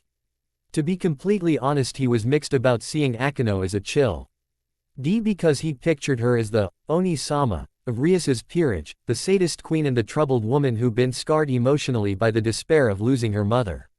Suddenly the door to their left slid open, jarring Issei from his thoughts as the voice of a woman spoke up. Hello children. I see many of you are eagerly wanting to start. Issei dared to look up at that moment only to go slack-jawed when he saw the woman. There was no way he could deny it when he laid eyes upon the woman who go to the front of his class. The woman looked exactly like the Akeno he knew, long straight black hair and twinkling purple orbs. She walked with grace and elegance that only that of a well-renowned Miko could. She was dressed in the traditional Miko dress and it fit the woman very well. Then the woman bowed to him and his class with a soft smile as she spoke. Hello children, and to you as well Hozu-sensei, my name is Himehima Shuri and I welcome you all my humble shrine. I shall be performing the blessings and kagura for today, so take care of me. Bowing her head his class and Hozu-sensei followed her example. Thank you, Miko-san. The class echoed in response, but then the woman reached out her hand to the direction she came from and spoke again, her smile growing ever more pleasant. Now allow me to introduce my daughter. She will be helping me with this ceremony. Come on out now Akeno-chan. Bump. Issei felt his heart race once he heard that name be spoken and he dared to look to where he heard the soft patter of footsteps. Like many of his class mates, he turned to see a small girl meekly slide open the screen door, and as soon as he saw her Issei had a near mental fritz. Too cute. Issei mentally grunted while Diedrig just laughed at his host's expression. On the outside his cheeks flushed just a tad as he saw Akeno Himehima step out in the same style of Miko clothing as her mother, only for her size. Her long black hair fell down with the signature ponytail Issei was used to. Her violet eyes were bright with innocence and a tad bit of nervousness as she stepped out toward her mother while she held a basket of sakura blossoms. Go on and introduce yourself, dear. Her mother spoke comfortingly, and looking up at her for a moment she nodded before looking to his classmates. Putting up a courageous expression and spoke up with a bow, hello. I am Akeno Himehima, please treat me well. Hello Akeno. The class responded in kind and some even whispered at how cute the girl was, but Issei mentally guffawed. They saw that now, but none of them knew the sadistic sadist that was lying deep underneath that innocent exterior. If they knew, he knew without a doubt half these kids would shit themselves and the other half would run away crying. Shuri's smile grew before addressing the class. Very good, now with Hozu-san's permission we shall begin the blessing and afterwards we can begin the tournament, so are we ready? She asked Hozu, who nodded his head in response. We're all set outside Himehima-san. Very good then, Akeno dear, if you will. Akeno nodded and began walking around while Shuri turned around and kneeled down, lighting 2 incense candles and began praying a traditional chant used to give good luck to all those that wished. As she did, Issei watched as Akeno threw handfuls of sakura blossoms over his class. But as soon as she got closer to him, he looked her dead in the eye, catching eye contact with her, and for the sliver of a moment Issei saw his Akeno deep in those violet eyes. Then he I let at her surprised look before deciding to get one on Akeno after all the teasing she did to him in his first life. Thank you for the blessings, Miko-chan. Her cheeks flushed scarlet and she nodded his way before quickly moving on as Issei did a mental victory fist pump at finally getting one over Akeno. It didn't matter to him that this Akeno had yet to tease him, it was the fact his Akeno had done it countless times that a little payback was needed. But who's to say she won't remember that and pay you back twice or threefold? Diedrag snickered, causing Issei's brief time of victory to hit rock bottom as a horrified expression came over him. Single quote. Ah crap. Before he knew it, the blessings were finished and Shuri and Akeno stood side by side as Hozu stood in front of them now and began addressing them. Okay kids, listen up. We will begin the tournament after Himehima-san has finished the opening Kagura. So in preparation, remember all your training, keep your reflexes sharp and wits even sharper, understand? He grinned as his class roared in response, "Hi sensei." Good. Now follow me so we can get to our seats and let Himehima-san prepare. The class nodded and soon followed Hozu sensei out of the shrine room. But as they were leaving, Issei glanced over his shoulder to see Akeno was staring at his back. So he just grinned at catching her, and it was all the better when he saw her embarrassed flush. Giving a small wave, he saw her do the same just before he left with the rest of his class. But unfortunately her mother, Shuri, caught that little interaction and she's misled when she saw her daughter's expression. "Was that a friend of yours, Akeno? He certainly seemed like a nice young man," she said, only for Akeno to shake her head. Putting a finger to her lips, he young girl titled her head as she thought about it. "No, I don't, Ka-san." Shuri looked at her daughter for a moment before nodding her head. "Okay then, now while I get ready, why don't you go find your father and watch the proceedings while I finish up the Kagura," she said while grabbing hold the ornamental mask she used for these occasions. Akeno nodded happily before running to go find her father as Shuri began putting on the mask. Outskirts of Geo. On the outskirts of the town of Geo, deep within the woods and off the main roads, a single red rune circle appeared and glowed before. Particles of red energy began float upwards. The energy then began to combine into a humanoid shape which soon began to gain characteristics. The circle glowed bright red before the humanoid shape finally became complete. The figure stepped out of the circle, causing it to vanish without a trace. The figure was clearly male and he strolled through the woods with only the light of the sun lighting his features through the branches of trees. It was only when he came out of the woods did it reveal the man in all his glory. He appeared to be a handsome young man in his early 20s with shoulder-length crimson red hair and blue-green eyes. He had a healthy pale complexion and stood a good height of 5 feet 9. He was dressed in casual clothing which consisted of mainly a black-sleeved shirt and a denim jacket along with a pair of blue jeans, while on his feet he just had a pair of black tennis shoes. He looked ordinary enough, but this man was by no means normal. For this was the man himself, Sears Lucifer, or simply known as the Crimson Satan, one of the 4 current Mao of the underworld and older brother of Rias Grimori. Sears smiled humbly as he trekked his way towards Geo Wit, his blue-green eyes twinkling with a set goal in mind. "Ah man, and I was just enjoying my time with little Ria-tan and Ka-san, oh well, may as well get this over with." Thus one of the 2 super devils made his way towards the town of Geo, having no idea what lay in store for him or for those in the town itself. "Oh, there's the kids." The shout of a parent sounded, causing the crowded parents to look and see the class coming out of the temple from a different part of the building. They followed Hozu sensei while some kids smiled and waved at their parents. Parents took pictures and hollered good luck to their kids. But Issei looked to see his mother and father among them who doing the same. It honestly made him feel pretty good about himself and he smiled a bit since this time his parents were being supportive in something he liked. Unlike in his first life they saw him as just a good-for-nothing lecherous fool, it kind of made him feel like a complete idiot for turning out that way the first time. "I have to agree, I much rather like how you're turning out this time, and even better is that I don't need counseling or medication now," Diedrag said, yelling out in pure joy that he didn't have to suffer that torment any longer. It was just downright painful and it nearly killed him a few times at how bad it was getting. At one point the dragon was even contemplating suicide just to escape the perverted madness of Issei's first life. He was so glad his host's perversion was dying away and being replaced with his nearly maniacal joy to do battle. If he had to choose on what he would have wanted his host to be between the two, then he would take fighting over perversion any time of the day. Issei for his part mentally scratched the back of his head and gave the Mental equivalent of a pat on Diedrag's snout. I really am sorry for putting you through that, Diedrag. But then as they began to be seated at the arena mount, Diedrag's eyes narrowed as it sensed familiar signatures of energy. By the way, partner, you got eyes watching you, he said, making Issei blink, but taking his friend's words to heart, he discreetly began to look around as he was seated amongst his peers. It was around the time his class was seated that Issei caught onto 3 pairs of eyes that were watching him from different areas of the field.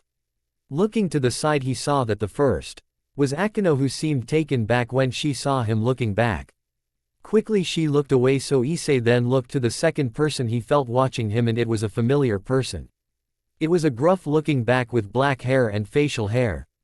He had a muscular build and a fierce expression, but his beady black eyes were boring back at him. The two met eye contact, and Issei quickly realized who it was that was standing beside Akino. It was the same guy that nearly tried to kill him while on his date with Akino. It was Barakwile, Akino's father. And is it me, or does he seem like he already hates me? Issei thought with a twitch in his brow hole. Diedrag just laughed at that. Then Issei looked to the final pair of eyes, and he was surprised to find out that the person was pretty close, actually on the other side of the stairway. It was a woman, an extremely beautiful woman that made what was left of Issei's perversion nearly rise up before he quickly crushed it. But there was no denying the woman was incredibly gorgeous. With her curly long blonde hair, radiant blue eyes that seemed to go on for an eternity. She had one of the most voluptuous bodies Issei had ever seen, and he'd seen many in his first life. She was dressed in a yellow kimono with a gold obi around her waist, while on her feet she wore simple sandals. But the minute his eyes made contact with hers, he felt a very familiar source of energy. Though nearly all of his power was sealed, there was no way he would have missed that familiar source of energy. Holy energy, so she's an angel, but what would an angel be doing here and in the territory of a fallen angel like Barakwile? Issei contemplated on that. Barakwile was of an equal status in pure power to his former sensei Azazel, and the two were close friends. He didn't doubt no one didn't know of Barakwile and his power over holy lightning. Diedrag decided to cut in on Issei's thoughts. That's because that woman over there is none other than Gabriel, partner. She is just like Michael. A seraph, and is actually the strongest woman in all of heaven. I've seen the power she's wielded firsthand, and she's no joke. She may seem beautiful, humble in appearance and personality. But in the Great War she was a force to be reckoned with. Ellipsis. You could only imagine the shock Issei felt at that moment when Diedrag said that. He mustered up all the self-control he had to not flinch or show the slightest bit of surprise in his eyes. His gaze stayed in contact with Gabriel's before he offered a smile and waved, which she soon returned. Diedrag, why is someone like her here? He questioned Diedrag, who he himself couldn't find a good answer to the question. Because he was equally puzzled as to why such a high-ranking angel was here in the mortal woe. RLD, and not making sure heaven was stabilized. I'm not sure, partner, but just remain inconspicuous. If you do that, you'll possibly avoid suspicion. But that's not a guarantee, he said, causing Issei to mentally nod before he turned his attention to the front of him. Soon enough, Hozu-sensei stood up and spoke using a microphone. Thank you all for coming to this joyous occasion. I trust many of you parents are eager to see your kids fight and show their skill. As their sensei, I know they won't disappoint. They have all trained very hard for this, so you will definitely see a show you won't forget. Now, before we begin, let the Miko of this shrine bless us with an honorary Kagura before the tournament begins, with the echoing approval of the gathered parents and locals that have come to see. Hozu bowed his head before stepping aside to stand with his class. Then all murmuring stopped as the doors to the shrine slid open, revealing Shuri, who came walking out in her Miko dress. But in attitude, she had a mask covering her face along with 2 white paper streamers held in hand. All went silent as the Himahima Miko came down the stairs with that air of grace and elegance rare few could match. It was as if she were floating, such was her balance that it fooled the eyes of many. Issei was not excluded from this, for he was just as much taken by just her stroll alone. But then, as soon as Shuri reached the middle of the dirt mound with no footwear whatsoever, she began the honorary Kagura. A ritualistic dance used in both to worship the kami of Shinto and as a means to be used at any martial arts demonstration. So it was with that Issei decided to lean back and watch, letting his mind ease and body unwind as Akino's mother did the dance. The paper streamers seemed to come alive from her hands as they spun and twirled with her body as if they were dancing along with her. Then she started to sing, a song of good fortune and luck for all those that were fortunate enough to hear it. Her voice was soft and carried amongst the gathered people, children to adult all listened and watched the display in fascination and joy. This is truly a beautiful thing, isn't it, Diedreg? Thought Issei, as he was captivated by the Kagura while Diedreg remained quiet watching the proceeding with a sharp gaze. Opening curly bracket. I have to admit it is. So mesmerized by the sight Issei didn't see another altercation happening not just a few feet from him. Barakwile watched his wife and mother of his child, Shuri, proceed on with the ritual Kagura with a softened expression. These were one of the reasons why he fell for the mortal woman because of her tenderness, gentle personality and kind soul. Despite their questionable acts at night he loved her dearly and loved her more so for bringing their little girl, Akano, into the world. But then his eyes narrowed before his gaze slowly glanced to the side to see a familiar appearance of whom was once an old comrade of his. Gabriel, who was smiling tenderly as S. He watched the proceedings without the last bit of hostile intent being aimed at him for his status as a fallen. It put him on edge more than he would admit. He wouldn't care if they were in some other area. But this was where his beloved wife and daughter lived. The last thing he wanted was a fight to break out between him and Gabriel, thus endanger his family. So mentally he enacted a small telepathy spell and it connected with Gabriel, who reacted with only raising a delicate eyebrow. Urara, what it is you wish to speak about, Barakwile? She was the first to speak, which Barakwile responded with a mental retort. Why are you here, Gabriel? Has Michael finally decided to end my life? Has he sent you here to end me, or have you come to charge the churches in the area to do it? He answered back with a fierce scowl. But Gabriel's expression saddened the tiniest bit before returning to normal. Rest assured, Barakwile, I am not here to do such a thing, nor has Michael showed any intention to end your life. Whether or not you believe me is up to you, but we were all once comrades in arms and we still hold that memory to heart. Does our former history as comrades, brothers and sisters are the Holy Father no longer matter anymore? She responded, causing Barakwile to scoff. It died the moment the churches began targeting my family. They can attack me all they wish, but they leave my family out of it. It's not very holy of anyone to attack a defenseless woman and innocent child now, is it? No, Gabriel, clearly Michael cannot fully control his people, and therefore I will kill anyone that intends to hurt my family. He said in spite, causing the woman to inwardly flinch at that bit of information. But, you were never one to lie. You're far too sincere to lie and too clueless for your own good. She put the equivalent of a pout while complaining the man, Mutilda, I am not clueless. She retorted only to get a slight scoff from the man. But then his tone went serious as the two watched Shuri nearly finish her dance. But seriously, if you are not here to kill me, then why are you here? You rarely ever leave heaven unless you need to act as Michael's representative or needed for a mission of dire importance. He said only to get a chuckle from the woman. Well, you know, I can't say much, but let's just say I've found a mortal that has interested me. That was all she said before the telepathy spell was broke, but it had a big enough impact on Barakwile, whose eyes widened in shock as they glanced to Gabriel's back before they quickly went forward. Could it be? No, impossible. Gabriel is the single most beautiful woman in all of heaven and the strongest to boot. How could a mortal have gained her attention when so many greater figures of status have tried to gain her interest? No, I must be overthinking this, deciding it was better to not think about it. But then his mind began to race. Would Gabriel really be so interested in a mortal to risk leaving heaven and come down to earth? His mind began to run into various suspicions and scenarios that blew what Gabriel said completely out of proportion. The bottom line that resonated in Barakwile was solely thus: just how far would Gabriel go to sat her interest? And why did his gaze switch to the kids, more specifically, Hyodo Issei, as he thought about it? Amazing. Such a wonderful performance. Thank you for gracing us with such a dance, Himahima Dono. Barakwile was broken from his thoughts as Hozu spoke out. Shuri merely bowed her head in silence before moving off the mound and went over to him and Akano. Now then, let's begin the tournament, he announced, getting a roar of approval from the parents and those that came to watch. Nodding, Hozu turned to a small board being kept on a stand. And currently the board was covered by a white fabric. Grabbing it, Hozu pulled it off, revealing the order the students would fight in. Now, the fights have been selected at random and written down beforehand. We shall start with the preliminary half, and as you can see, the fights have been broken up in order from 1 to the 8, with 2 students facing one another, and the winner will reach the semi-prelims.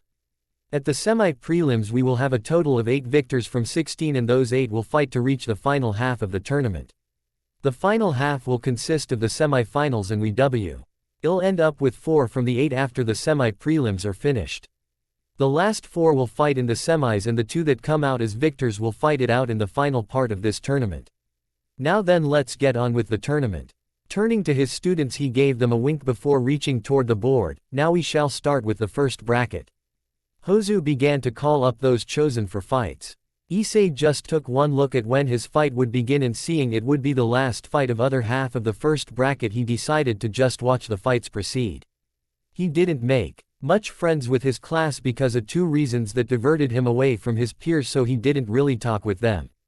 The first reason being because he took his training far more seriously, and he scared them a bit by how much and how long he trained for at the dojo. It may also be due to the fact you punched a hole through a full-body punching bag and you look like a man, boy possessed when training. Dietrich added in his 2 cents, causing Issei to scratch the side of his face nervously. In my defense, that was the day I knew Irina was leaving and I was annoyed. Secondly, well, you have a point. He replied, only for Dietrich to speak again with a monotone voice.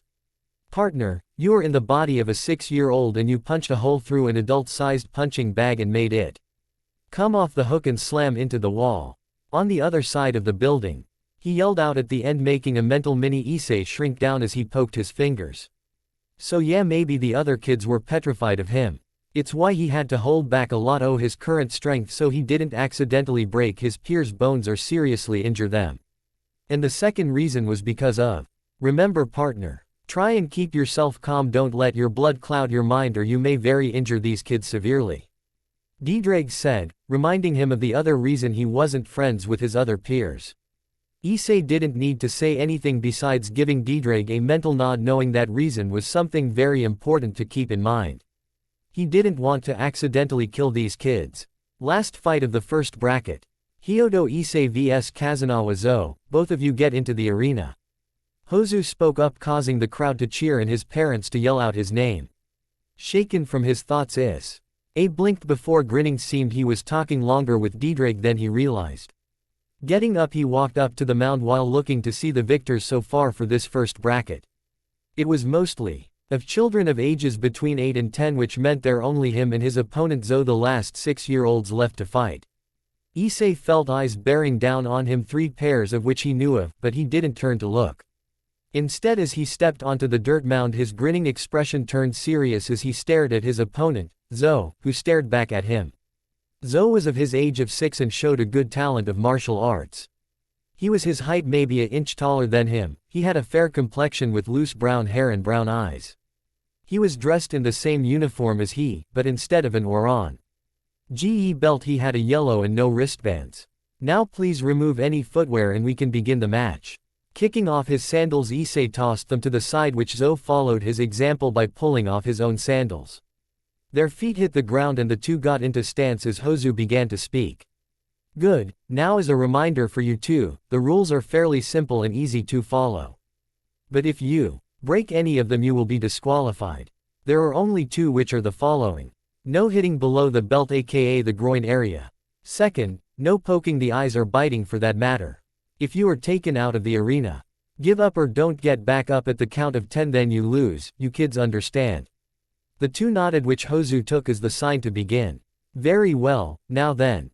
Hajime. Hose. You stepped back as he began the match and he watched as his 2 students got ready to fight. Zo slid into a normal stance he taught at the dojo, but with a slight variation, with squaring his feet further and pulling his arms further back. His eyes then went to Issei, who once again slid into the same stance he always used, and Hozu did admit it was strange on. Issei just turned his body to the side, his left was facing Zo.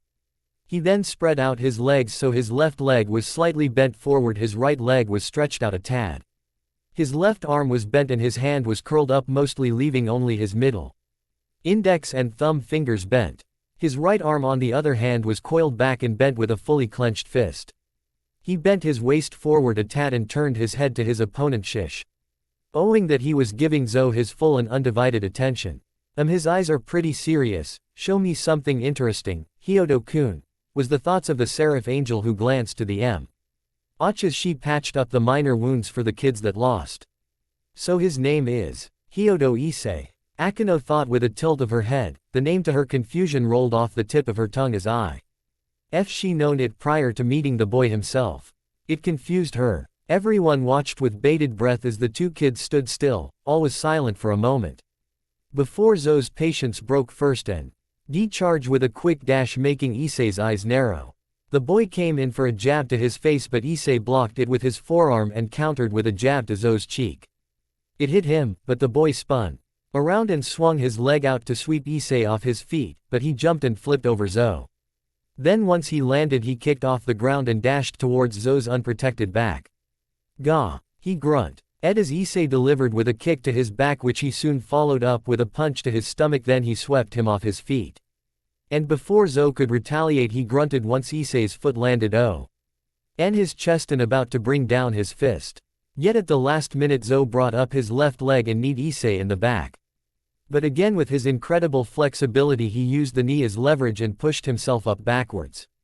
Zou quickly jumped to his feet, but gasped when Issei back flipped and kicked off the ground and was already within inches of his face. His fist came in slamming into Doman knocking the wind right out of him with bits of saliva dripping from his mouth then the Hyodo boy followed it up with a strong uppercut. This knocked his opponent off his feet and into the air.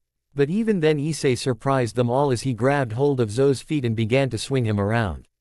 Ah! Zou yelled until Issei hurled him right out of bounds. Ah! Kazunawa Zou is out of bounds, the winner is Hyodo Issei. Hozu announced getting an applause from the crowd, but an even louder cheer from Issei's parents who were the most vocal. That's my boy. Right there. Ha ha. His father roared in pride as his mother took pictures causing him flush and embarrassment.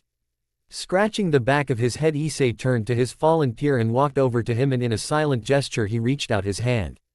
Come on let's get you patched up, Zou-san. Taken by surprise at the gesture Zou looked down for a moment before accepting Issei's hand. Thanks, Hyodo, pulling high. Up Issei threw the boy's arm over his shoulder and helped him towards to the medical corner which surprisingly had the same woman, Gabriel, attending the injured kids. Gabriel saw him coming and smiled. Just place him here, Hyodo-san. She said pointing towards a small bench where the others that were treated sat. Doing so Issei helped Zou to the bench before he started to turn away.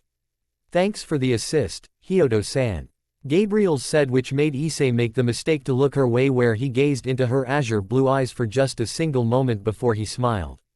No problem. Hen he left not noticing Gabriel's smile grow as her blue eyes just glowed a deep rich azure, her interest growing into excitement when she saw his eyes. His eyes for that moment were not the usual light brown. But instead the outer rim of his pupil was a blood red and the inside was a light shade of red that was growing darker. It vanished as soon as it came, but Gabriel saw it, and it caused a shiver to go down her back. I knew it. No mortal could have such a level of ferocity in their eyes like his. Even better I didn't sense any influence from his sacred gear nor Ascalon affecting him. That was all him, which means that Hyodo is more than he appears to be, but the question is what? You just continue to interest me. Completely unknown to what Gabriel was thinking Issei went back to his seat as Hozu went on to the next bracket. His eyes took in to see that only 8 of them were left, but again he saw his fight wouldn't for a little later so he decided to just watch. That is until he felt someone come up to him. Hey Hyodo-san.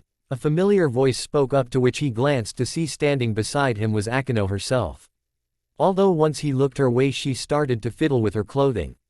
A bit surprised at her appearance, but not unwelcome he offered her a smile. Hey Akino-san, what's up? He said suppressing the instinctive reflex to just call her Akino.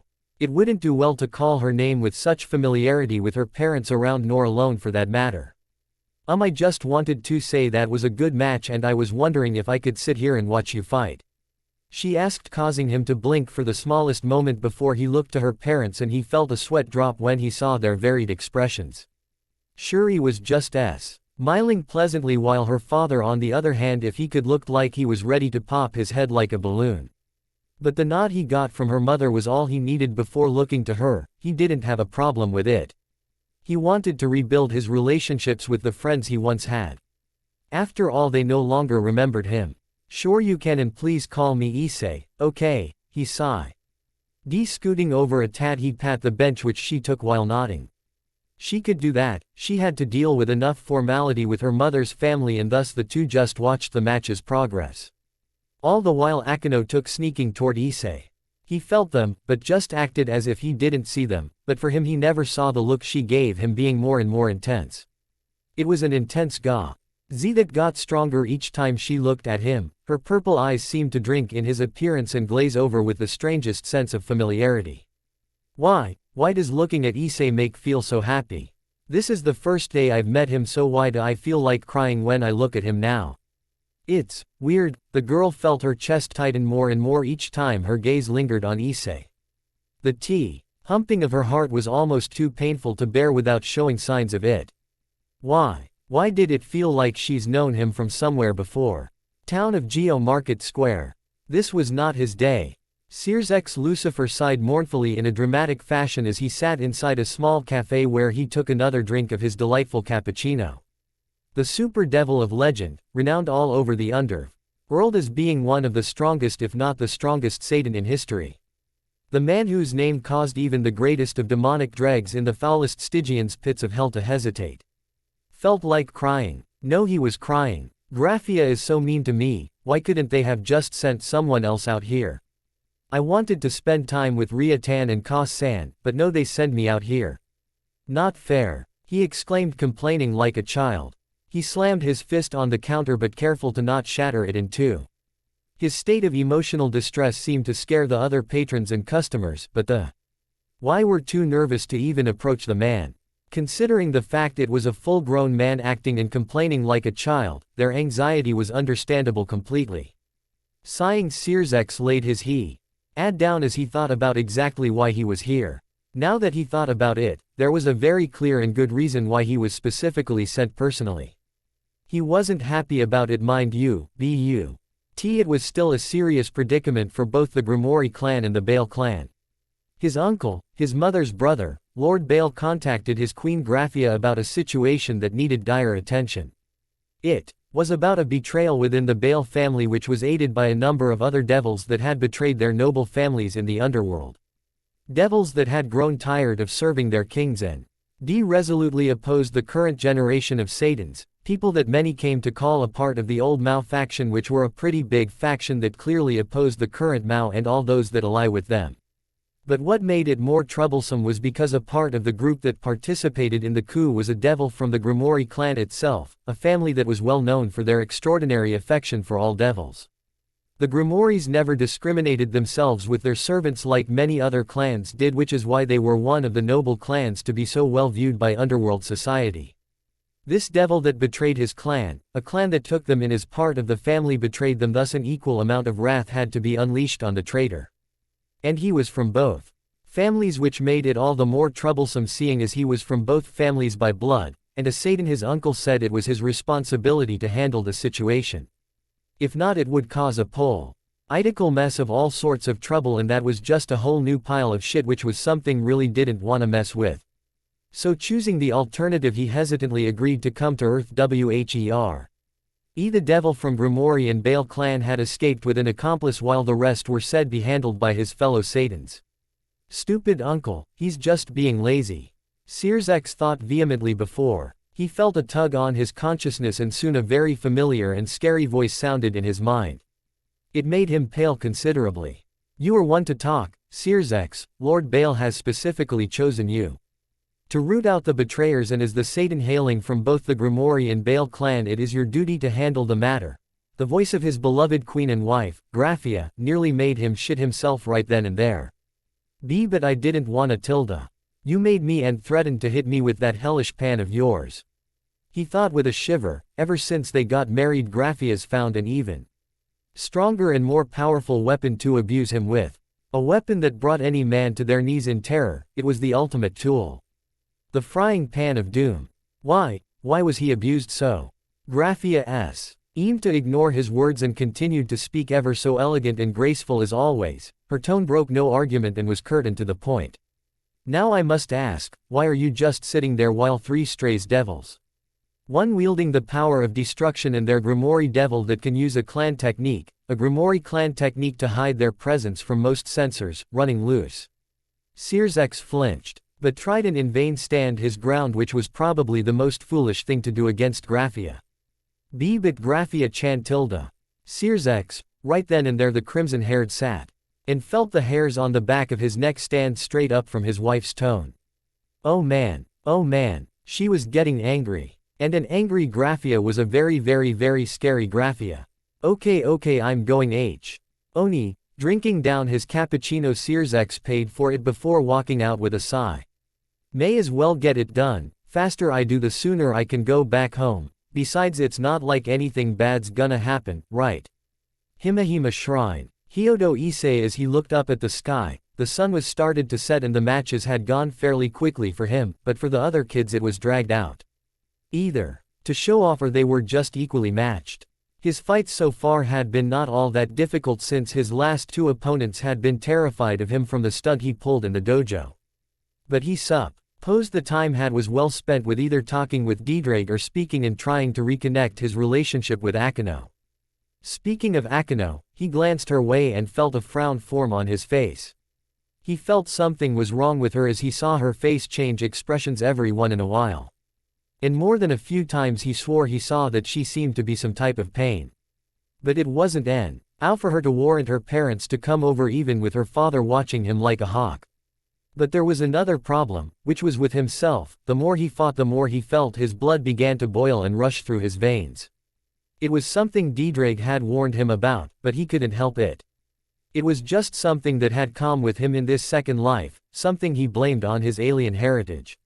Whether he was fighting for an extended period of time or watching a fight. It made his blood boil, made him want to just jump in headfirst and in the thick of it and just enjoy the thrill of battle. It had always been there, along with his fascination to stare up at the moon at night and his outrageous appetite, a change in himself that wasn't there the first time. The urge to do battle and enjoy it to the fullest was one of the first things he learned had changed in him when he was younger, and since then he had been doing all he could to control the urge. After all, he'd seen the result of what happened when he didn't control it, and it mixed with his annoyance. His control would slip and result with something that couldn't be done by humans, the punching bag being a prime example. Breaking cement blocks and shattering a boulder in the woods with a single punch.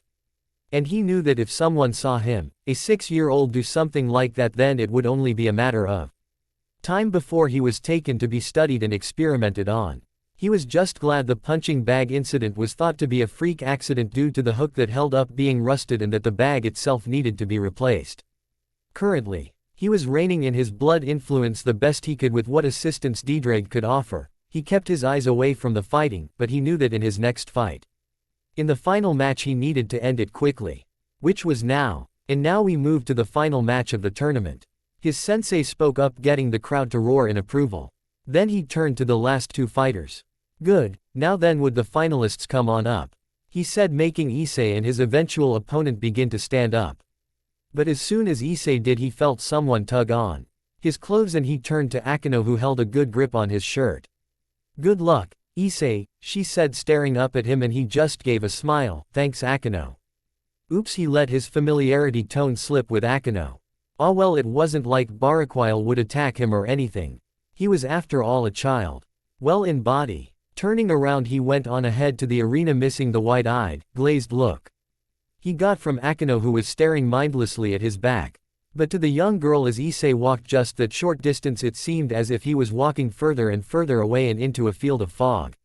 What? Issei. Why are you leaving? Wait, what? The young girl looked down, clutching her head for a moment, as in her mind Issei seemed frozen still, standing in a field of fog. Completely unaware of Akeno's increasing dilemma, Issei got to the arena dirt mound and stood in front of his final opponent with Hozu-sensei standing between them. Hozu spoke to the crowd as he and his opponent eyed one another. Alright, it's time for the final match of this junior tournament. but before we begin I just want to congratulate all the students that participated. You showed excellent skill and talent. Those that lost, remember you can only grow and learn from your losses, he said looking to his students that lost who some nodded and others were still depressed about losing. But then he continued, now then let's welcome the finalists. On my right is Kazuna Jin and on my left is Hyodo Issei. You two, I am proud you made it this far, and know whether you win or lose be proud you made it as far, he said whom the two nodded.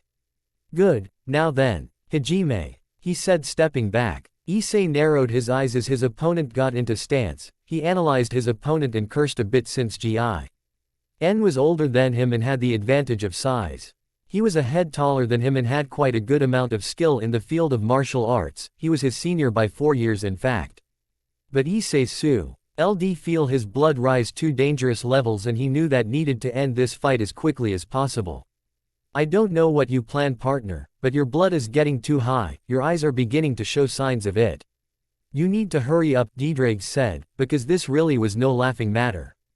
If it got too high and his control slipped then, he may very well kill Jin by accident by pulverizing his body into a bloody smear on the ground. Scowling at that Issei sighed before taking a deep breath. Looking to Jin he narrowed his eyes and an edge appeared in his eyes that made the older boy flinch. Jin, forgive me, but I need to end this quickly, so sorry about this, he said before getting into stance, the same stance used against Zou. But now his muscles were coiled, knees bent like a spring ready to unwind at the slightest flinch. Jin unfortunately did not know what awaited him and just gave a shaky smirk even if he was shaking at the knees from the look in Issei's eyes. It quite honestly made him feel scared. No petrified even. What are you talking about, Hyoud? The poor boy couldn't even finish as Issei's body just reacted, his feet twitched, legs sprung out with his fist reaching out. Thwack. Goo. Faster than most could blink. Jin was trembling, taking shaky steps back from Issei's fist, nailing him in the chin with a vicious upper hook. The boy stood still for a few seconds before his eyes rolled back into his head and he fell back completely and utterly unconscious. It took a minute for the crowd to completely comprehend what just happened. 1 second the two were preparing to charge. But in the blink of an eye, Issei had crossed the distance with his fist reaching upwards and then Jin fell to the ground unconscious. Many were confused at what just happened as none had even seen Issei move, but there were those that had. As Hozu, who himself was shocked at the display, quickly went to check on his fallen student while Issei stood and turned around. Oh, my. It seems in a fist faster than we could see. Hyodo Issei has completely knocked out his opponent in a single punch. Looks we have a winner. Hyodo Issei has won the junior tournament. Hozu roared as the crowd stood in stunned silence for a good few seconds before it finally registered with them.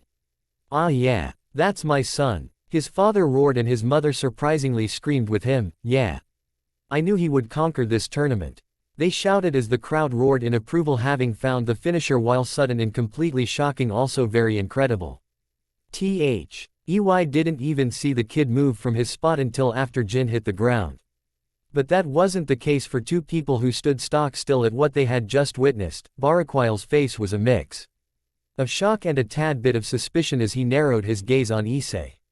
He saw it clearly and it baffled him at how a human, a kid at that, could move that fast in this day and age and leave an afterimage in his wake. That's how fast the kid was. To the untrained eyes, to these mortals, he moved so fast he left an afterimage of himself where he once was.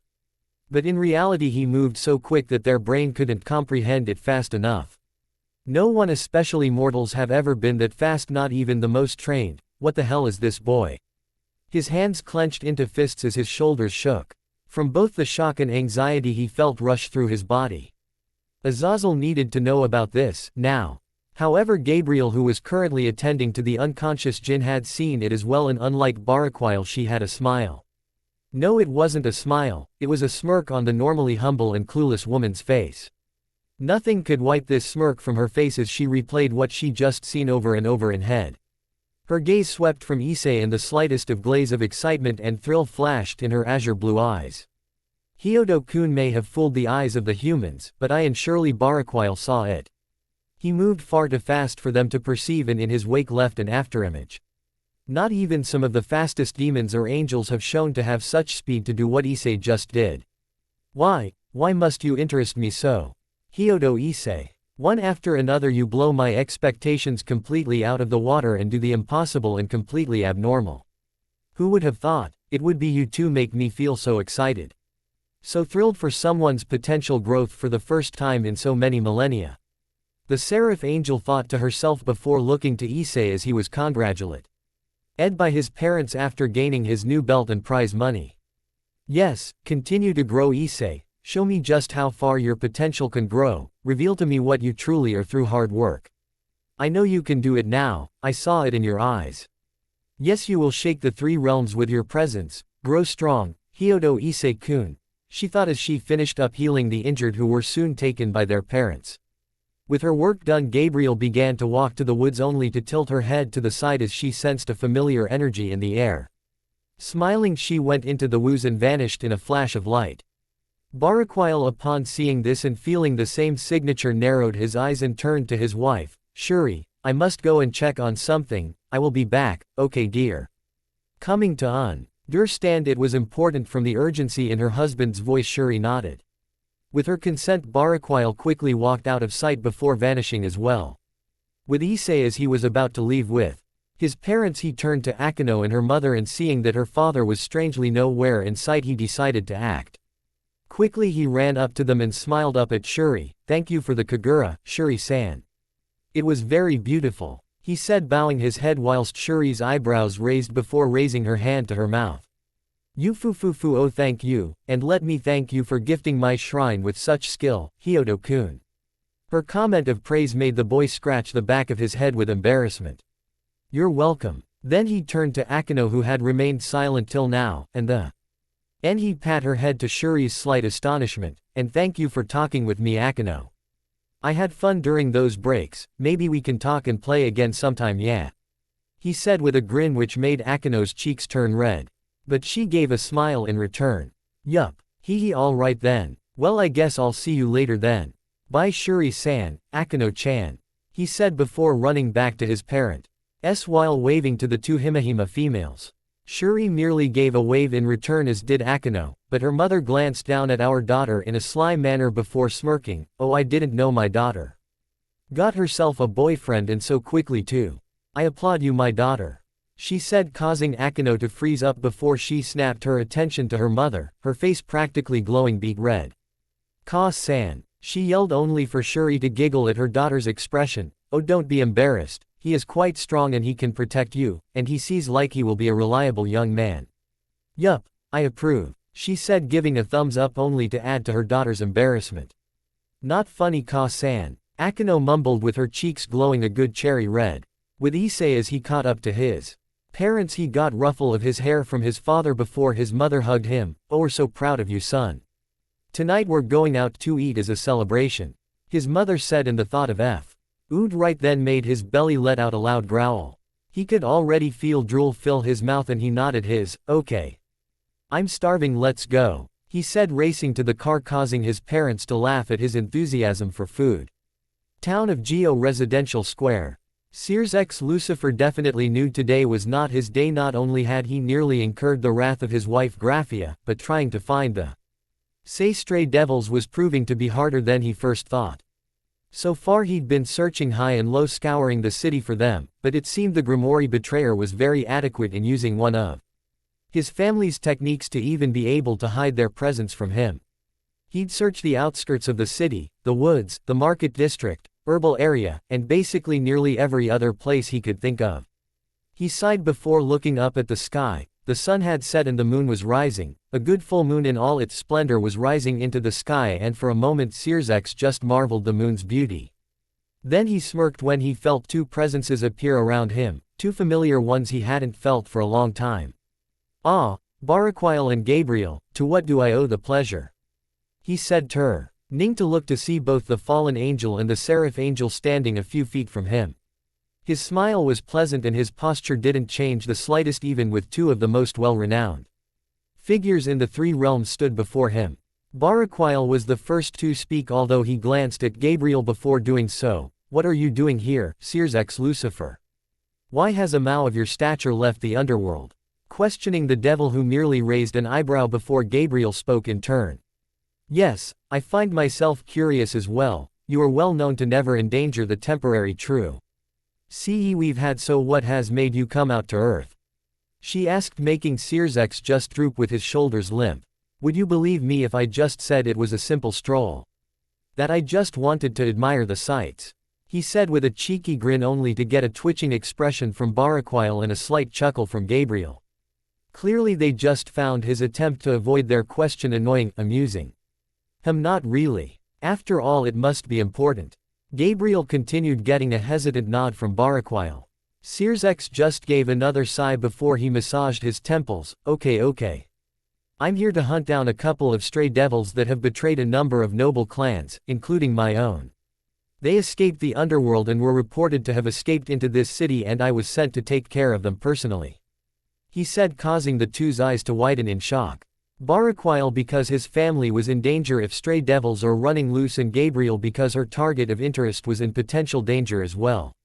Strong as he may be, he was still a child, and if these devils were so worrisome to send Issei, then it was of dire importance indeed. I see. Then have you not found them? Baraquile said, only to get a negative shake of the Mao's head. No, I haven't, Becca. Boom. The sound of an explosion rocked their ears, and their eyes widened before they turned to see far from them.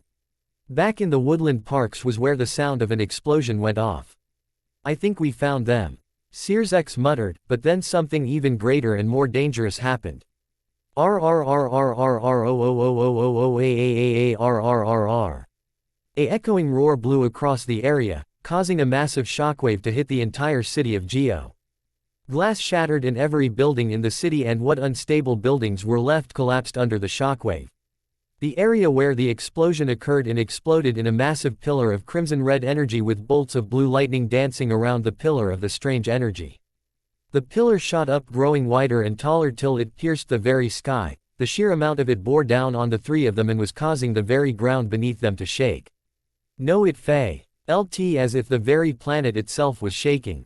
But then it appeared, a massive giant garbed in shadow rose up from the woods currently set ablaze. The pillar of crimson energy engulfed the giant figure as if it was welcoming its master.